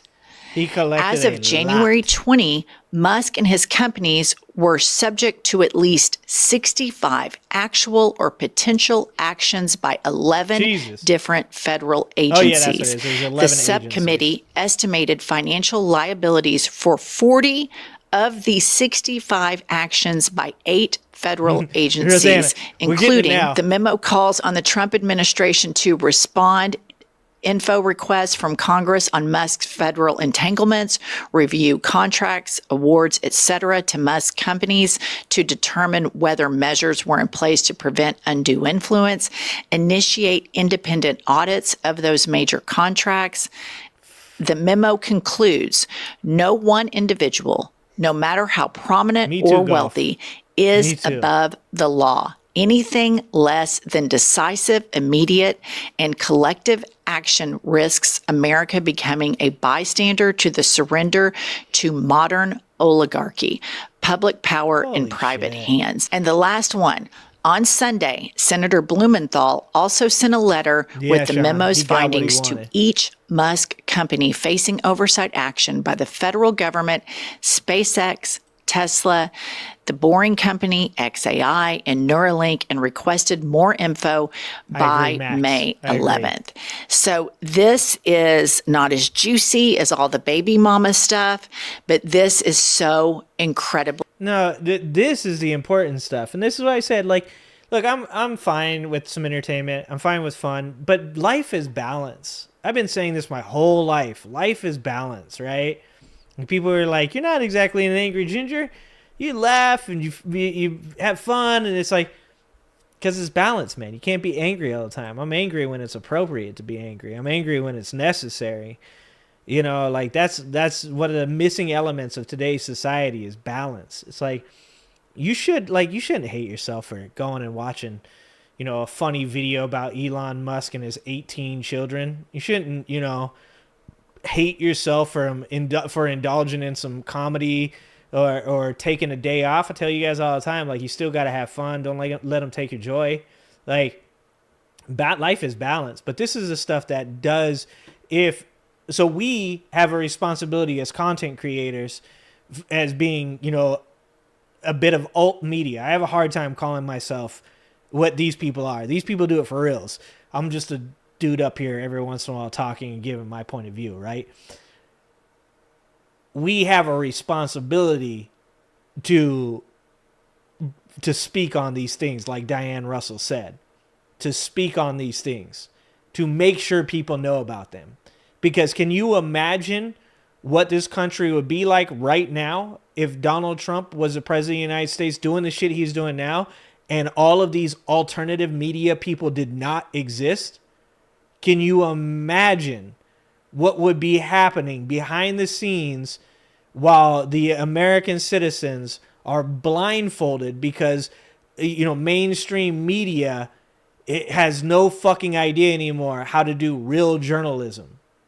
And when I say mainstream media, I want people to understand. For the most part, I'm talking about CNN, MSNBC, Fox News, the Newsmax, all that shit, right? I still believe that there are good journalists out there. Clay Risen, in the interview I did with Clay Risen, I thanked him for doing the work that he did because I think he's a good journalist.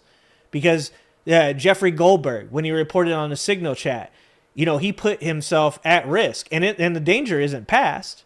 What do you think? Who do you think they're talking about when Pam Bondi says we should be able to go after journalists that use leaked information in their articles? They're talking about Jeffrey Goldberg. So I just want to make that clear, because I do think sometimes people get caught up in the all news media is bad. When I say mainstream media, I'm talking about the big channels that don't actually report on anything anymore, that just divide America, that just are fucking faux news.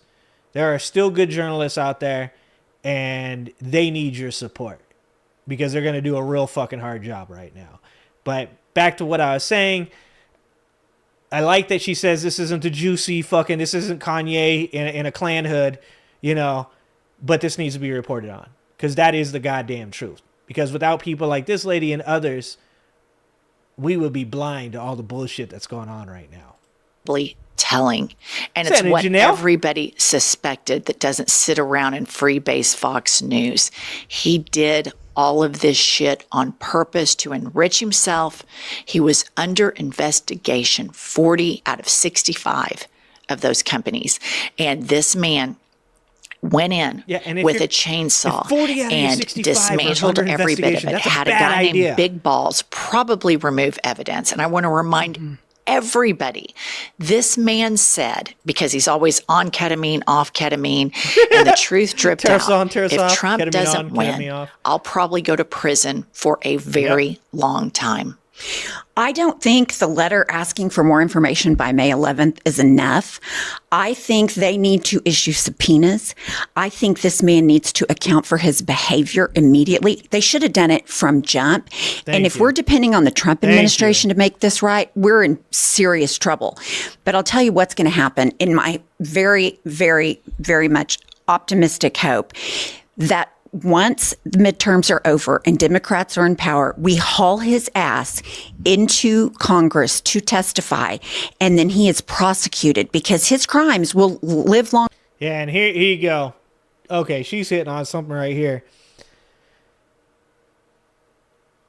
Democrats right now, their approval rating is lower than Donald Trump's.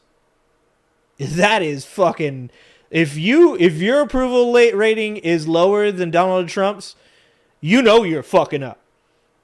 And Democrats better wake the fuck up to the fact that their constituents see what the fuck is going on because of alternative media, and they are not happy.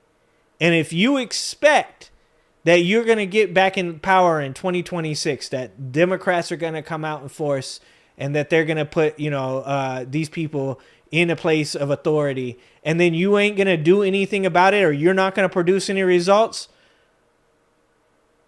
If you do that, this country is fucked.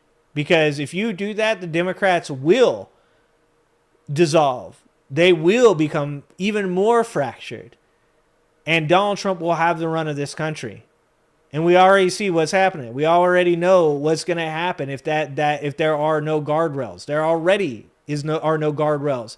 And it's only going to get worse if Democrats get put into power and then they look around and go, well, we got to stand on etiquette. We got to be polite. We got to reach across the aisle. The right isn't they're not interested in working with you. They don't care about you. In fact, they don't care about their constituents.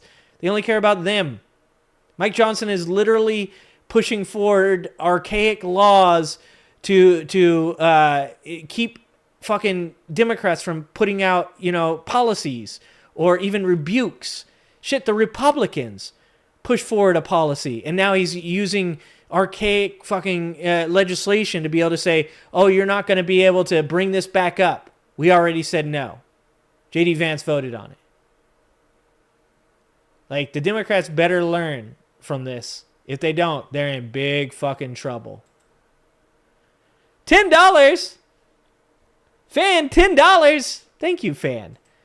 I've had 10 times the hate expressed by the left than by MAGA. MAGA attacks the entire left. The left targets me personally for not agreeing on everything. If you don't value me, why should I value you? And that's, I agree with that, Fan.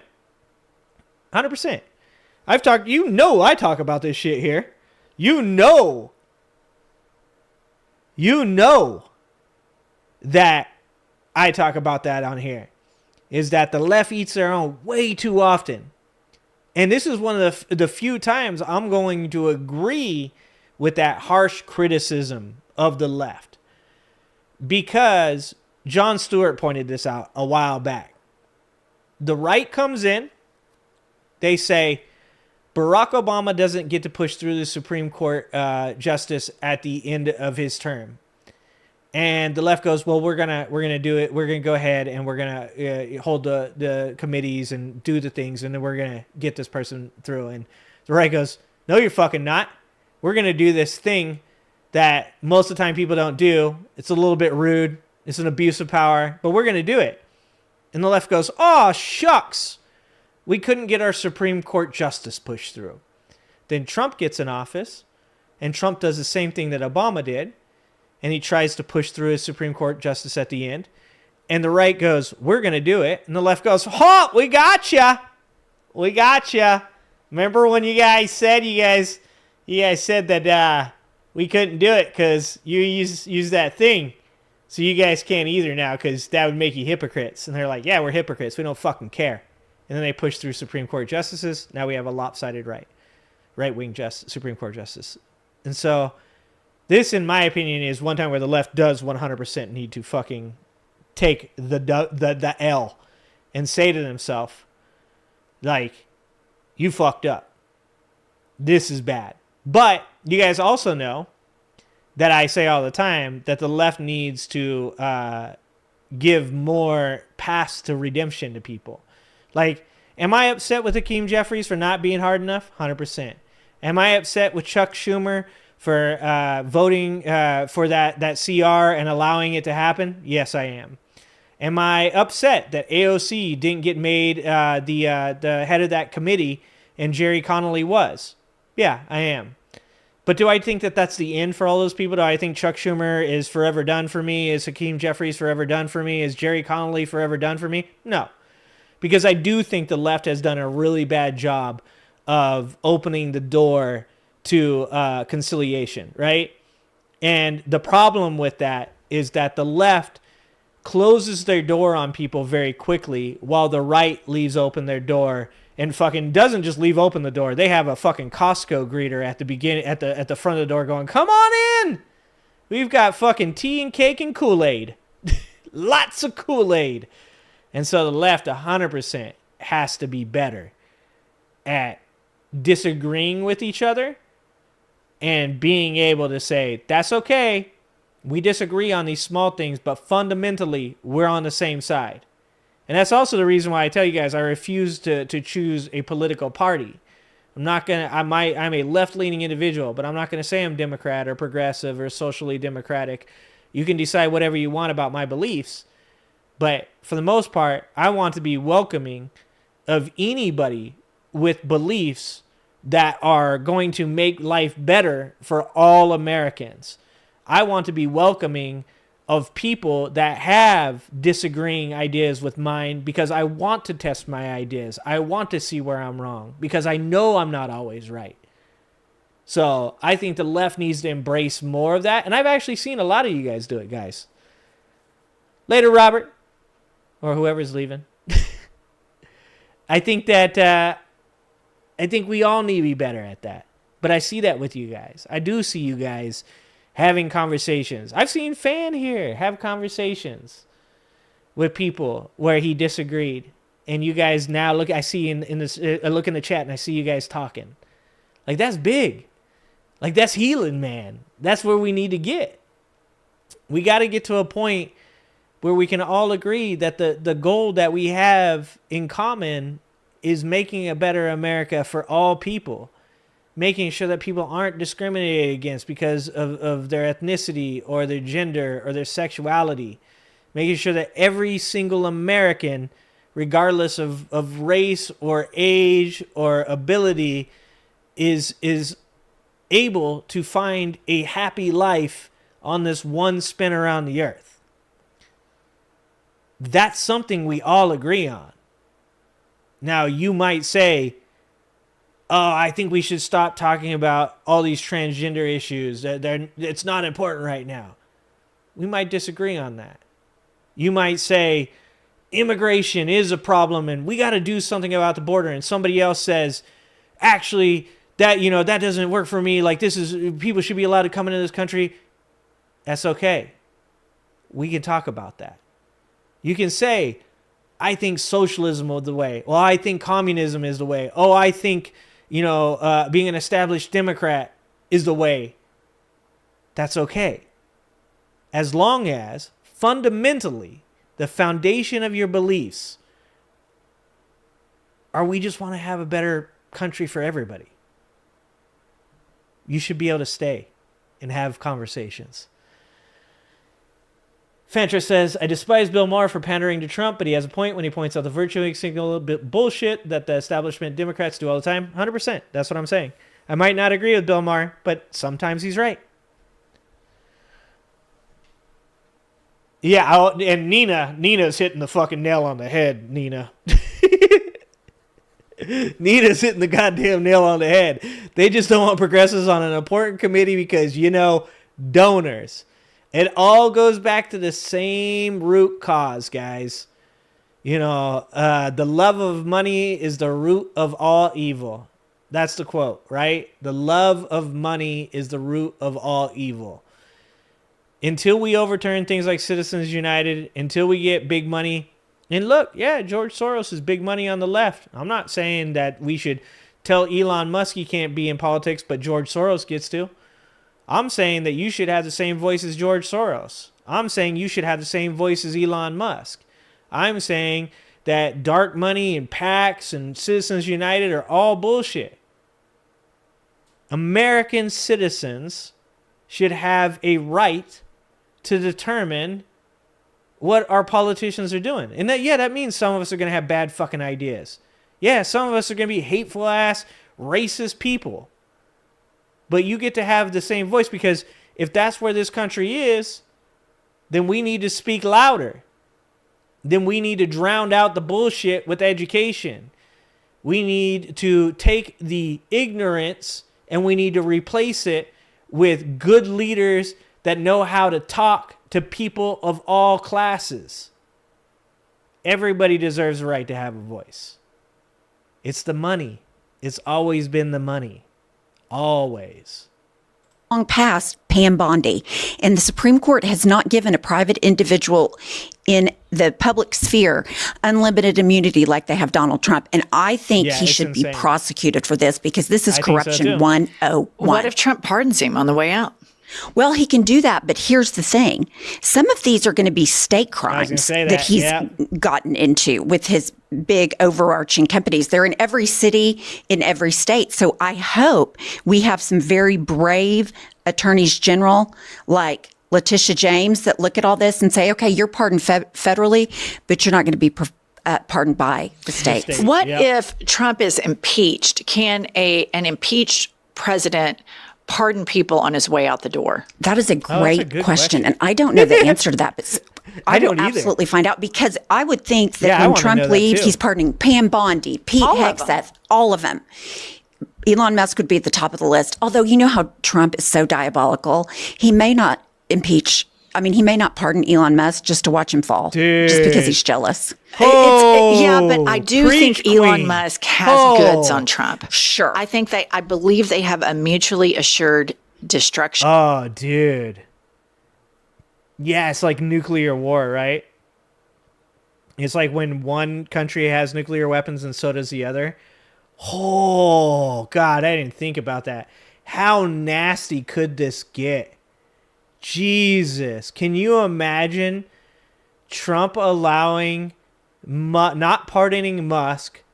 Musk comes out with some dirt on Trump. Oh, dude, this could get nasty. Oh. Clause. He benefited Trump in illegal ways to help him ascend to the presidency. I think that there's just some deals that they made that are under the table. And the deal was, hey, if I help you, if I game the algorithms, if I do this, if I do that for you, you'll owe me. And I want to go shut down all of these investigations. Well, that's such an easy sell to Trump because he's just like, yeah, it's another witch hunt. Now they're coming after you. But I want to remind you, back before they made their blood bond, Trump used to get on Twitter and rip the shit out of Elon Musk. He would be like, Elon Musk is begging me for help. Yeah. And he's only a billionaire because of these subsidies. Nobody even likes his electric vehicles. And then here they are, he's having a car commercial for him on the White House lawn.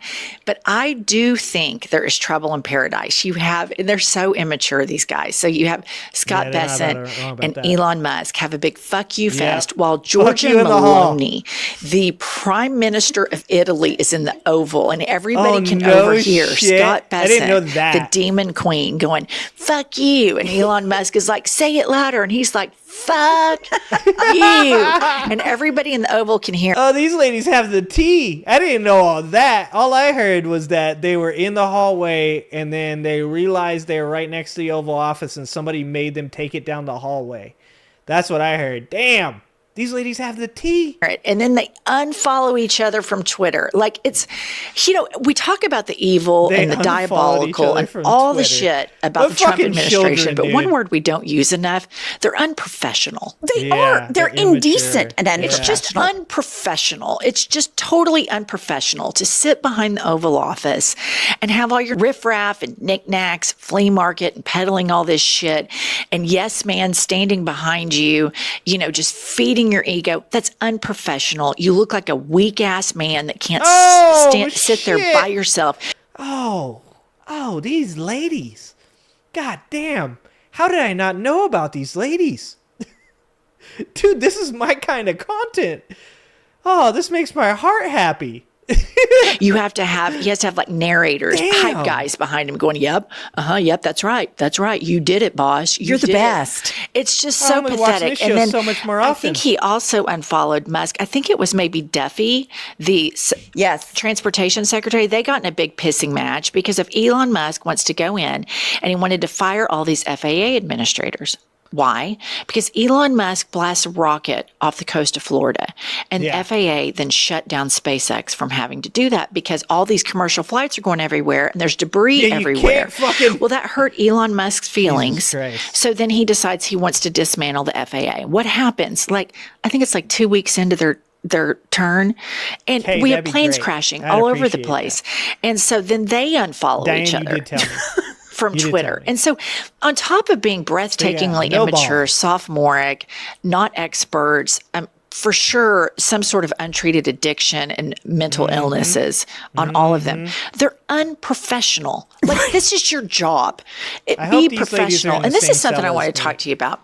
I really do. Something that pisses me off and occupies a lot of space in my brain sometimes is Mitch McConnell trying to act like he cares about the country and he cares about the Constitution. And here's what I want to say. Mitch McConnell is no different than Trump and Musk. The only difference is he wants to be somewhat professional and polite about his racism.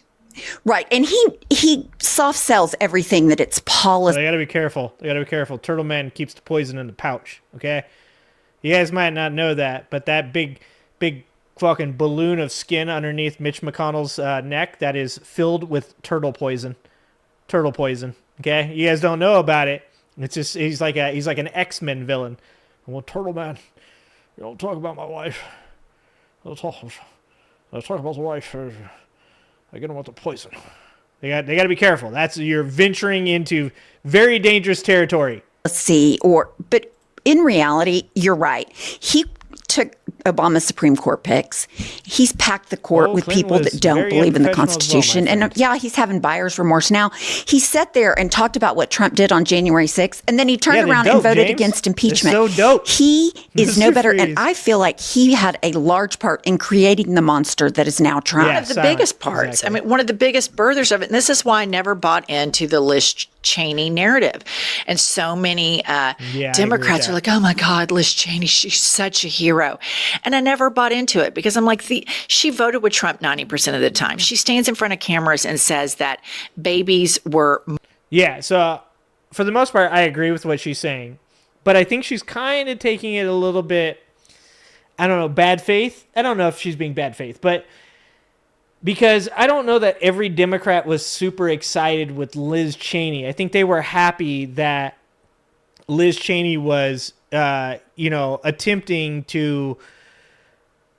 I mean, it's like Mike Pence, right? I guess that's the best example I can use is Democrats weren't happy with Mike Pence. They were just happy that Mike Pence's line wasn't, we should steal the election, right? I think the Liz Cheney thing is very similar. I don't think that Democrats as a whole, although maybe there was, I mean, I could be wrong about that. Maybe they're I wasn't like, man, Liz Cheney is so awesome. I was like, well, I'm really glad that Liz Cheney's line was, hey, if you try to commit an insurrection, that's bad.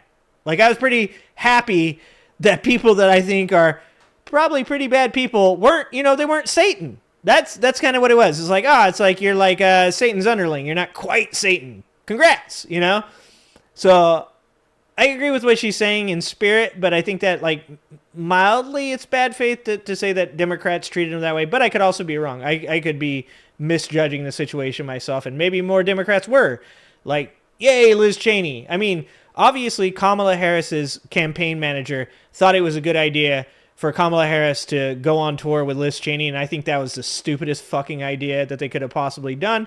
At the time, I was like, I don't know. Maybe they know something that I don't know. Maybe it's a good game plan. I don't know enough about these things. I'm still learning a lot about these things. So at that time, I think I was probably like, well, I don't know. Maybe it'll work out for her. It doesn't seem like a good idea. But looking back on that, it was a terrible, terrible idea. murdered after they were born in hospitals, which is a complete lie and a myth that American doctors participate in late-term abortions, which is a total lie. The difference between Liz Cheney and Mitch McConnell and Donald Trump and the Marco Rubios of the world, they all want the same thing. They just have two different approaches. So when I see Democrats embrace the Liz Cheneys or try to say, well, Mitch... Okay, hold on. I need to hear you say that again because I got to be good faith about this. Which is a total lie. The difference between Liz Cheney and Mitch McConnell and Donald Trump and the Marco Rubios of the world, they all want the same thing. They just have two different approaches. So when I see Democrats embrace the Liz Cheneys or try to say, well, Mitch McConnell voted against something. I'm not happy with Mitch McConnell no matter what. He's Mitch McConnell. A shit. Because these people, at the end of the day, they like all this MAGA shit. They hate all the same people that Trump hates. They stoke all the same fear, racism, hate, and fire in the rubes across, rural America. They just want to do it a little bit more quietly.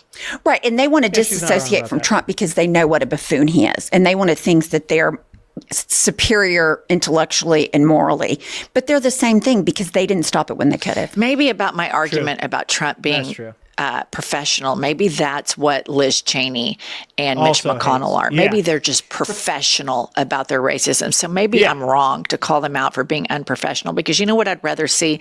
At least he tells us the exact piece of shit that he is every single day and doesn't try to be morally duplicitous like a lot of these Republicans and some of these Democrats that arrive at the negotiating table by ceding rights of marginalized Americans, which I think is an unforgivable political move. 100%. Unforgivable to leave people on the sidelines because you think it's going to cost you votes, to deny people rights and free speech and a right to vote and to stoke racist fears because you think it's a political liability. Because you know what happens? Some of these tokens that are run into Trump right now, you saw that Saquon or whatever his name is. Saquon Barkley. Damn. Oh, hold on. Oh, no. Oh, Saquon, why? Oh, no. Oh, fuck. This one's gonna hurt. Oh, dude, there's only a minute left. How much damage can she do to Saquon in a minute? Oh, brother. My dude.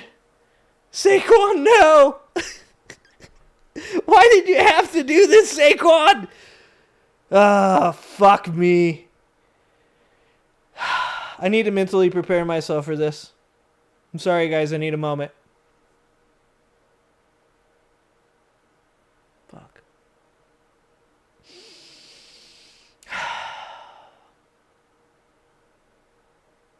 Okay. Let's hear it. Fuck, this lady she's ruthless, though. She's ruthless. My boy's about to get eviscerated. Oh, shit. I'm scared, guys. I'm afraid to push the button. Oh, shit, dog. Oh, fuck. Oh, no. Oh, no. I'm afraid to push the button. No, Goat Nuts. We all know he did a bad thing. I chastised him on X. I blame it on the CTE, Goat Nuts. I blame it on the CTE. All right, fuck it. Let's go. Rip the Band-Aid off. Let's do it. Okay, here we go. That are run into Trump right now. You saw that Saquon or whatever his name is, that football player. Saquon Barkley. Yeah. Oh. What happens with a token is they always end up getting spent. And that all of these people that are of color, marginalized, what's her name? The Kardashian. Caitlyn Jenner. You know, you're... Okay, whew. Okay, that wasn't so bad. Thank God Caitlyn Jenner came in and took the target off of Saquon's back. Woo! Oh, good job, Caitlyn Jenner. token right now, and at some point you're gonna get ain't wrong, spent. though. I said the same thing. Have conviction, have some decency, have a spine. Walk the walk, talk the talk, be unrelenting, be uncompromising, because Elon Musk just played everybody. And the damage that the history books, imagine 100 years from now, a South African immigrant comes to the United States of America, gets all of the Americans upset about immigration, and then dismantles the country in the very first time they ever saw an oligarch get on the inside of the government and do a self-coup. I mean, that's going to be the autopsy of it. It's insane. All right, subscribe to our channel. We're trying to get to 1 million, and we'll see you all later. Dude, these ladies, they are ruthless. I like it. I'm gonna be honest. I was scared for Saquon, but at the same time, I was like, you do deserve this, brother. I love you, bud. But the fact that you have now cursed the Philadelphia Eagles to God knows how many losing seasons by even coming within 5 feet of Donald Trump.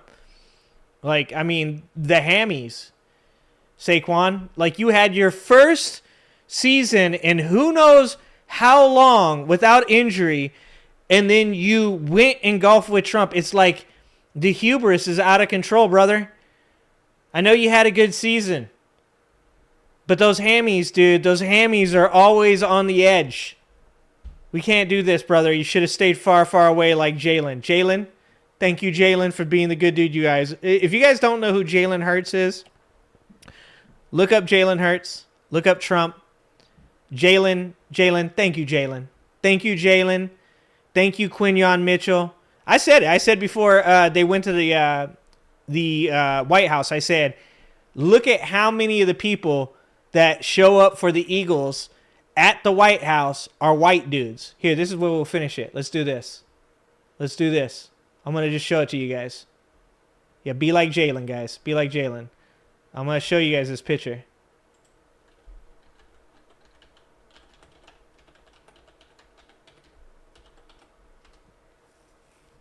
Let's get the picture. This is what I was saying, guys. Where's the whole picture? Here it is. Can you guys see that? Let's see if it's on here. No, you guys can't see that. Hold on. I'll move over here. I'm going to do one of these businesses. Oh, nope, that's not it. That's not the maneuver. Oh, I'm so bad. Oh, God. What have I done, guys? Oh, that's why I got to push this button. Sorry. Hold on, time out. Don't judge me. Don't judge me. Okay. I mean, I guess I could have just went to the article. I guess I could have went to the article. Go ahead and take a look at that picture. Go ahead and take a look at that. Here, we're just going to blow it up. All right, Yahoo Sports. Let's blow it up. There we go. Ah, damn it. I knew that was going to happen. There we go. There we go. Go ahead and take a look at that. 89%. Strong 89%. White dudes. Okay? 1, 2, 3 black dudes and an Indian. All right. I said it. When people said, do you think any of the Eagles will show up to the White House? And I said it. I was like, oh, some of them will for sure. But it's going to be like 90% white boys. Okay.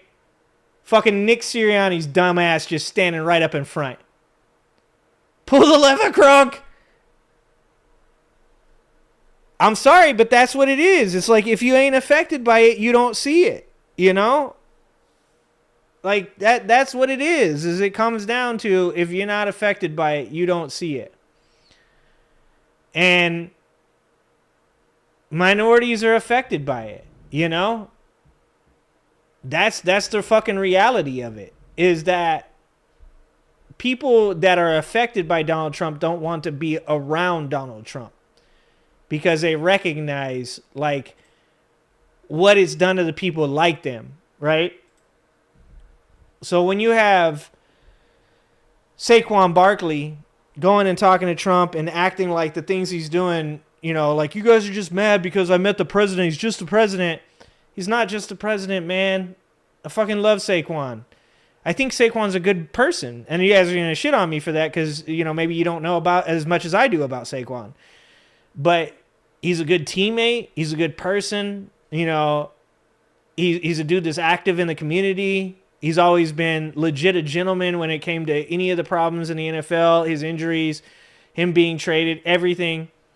And I just think that nice people still get taken in by a con man too, right?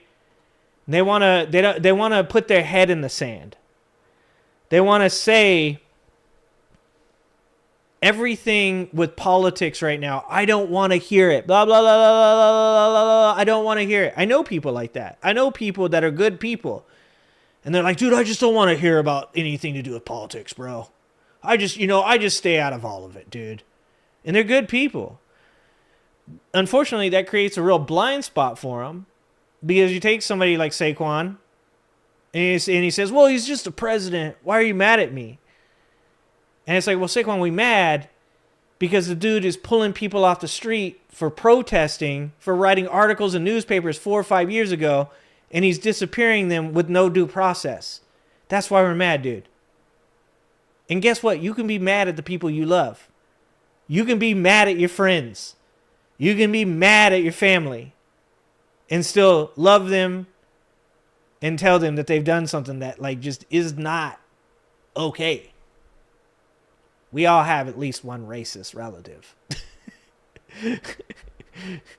What up, Pep Talks? What's going on, Pep? But yeah, in the end, I gotta say, in the end, Jalen Hurts is the better football player now. AJ Brown too. AJ Brown didn't show up either. AJ Brown as well. Not fucking. I love AJ. Good job, AJ, bud. Walter Payton. Dude, yeah. Walter was the shit. All right, guys. Pep, I'm sorry you just showed up. Yeah, I get mad because they are family. Exactly, Golf. Exactly. I tell my family that, my dad, people like that. Or I tell people that I call my dad out for some of the dumb shit he thinks. Because it's important. You shouldn't, just, that's my dad. It's like, don't do that. Help that motherfucker out. Let him know that shit's not cool. Like, I think people, some of you are going to say this is fucked up, but one Thanksgiving a couple of years ago, 3 years ago probably, my dad was over. We were drinking whiskey like we do. Drinking way too much whiskey. It's long after everybody else has left. And he starts, hey, you can't be possibly saying that the Democrats do a good job. You're gonna let transgenders go in the bathroom with your kids? And I was like, bro, first of all, that shit's like no one's getting assaulted by a transgender person in a bathroom. He's like, yeah, there is. Yeah, there is. And I go, okay, you got a phone? Fucking show me a news story. You should be able to pull it up. You've got a device in your pocket that shows the news of the world. There has to be at least one, right? It has to be. You can find one fucking story. Oh, there's plenty. And I forgot what he said. But he said something about black people. Now, my dad knows my best friend growing up is half black and that we fought skinheads and fucking Peckerwoods and all that shit growing up. So my dad knows, like, how I get. And he said something, and he meant it to be a joke. He meant to trigger me. But I was like, that shit's racist, dog.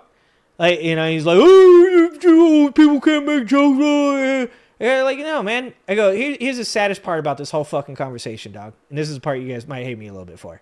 But it's real. It's honest. I said, this is the saddest part about this conversation. This generation of young people can't wait for you to die.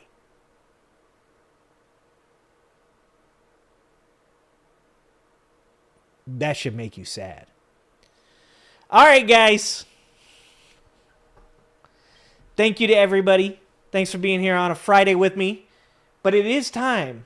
It is time to stop hydrating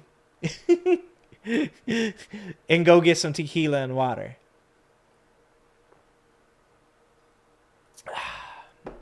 It's time to go get some tequila. So, I want you guys to have a good rest of your Friday. I want you guys to have a good weekend. I will not be streaming tomorrow because I will be drinking beers, playing blackjack, and watching boxing. And hopefully, for the love of Christ and all that is holy, I won't be talking about politics.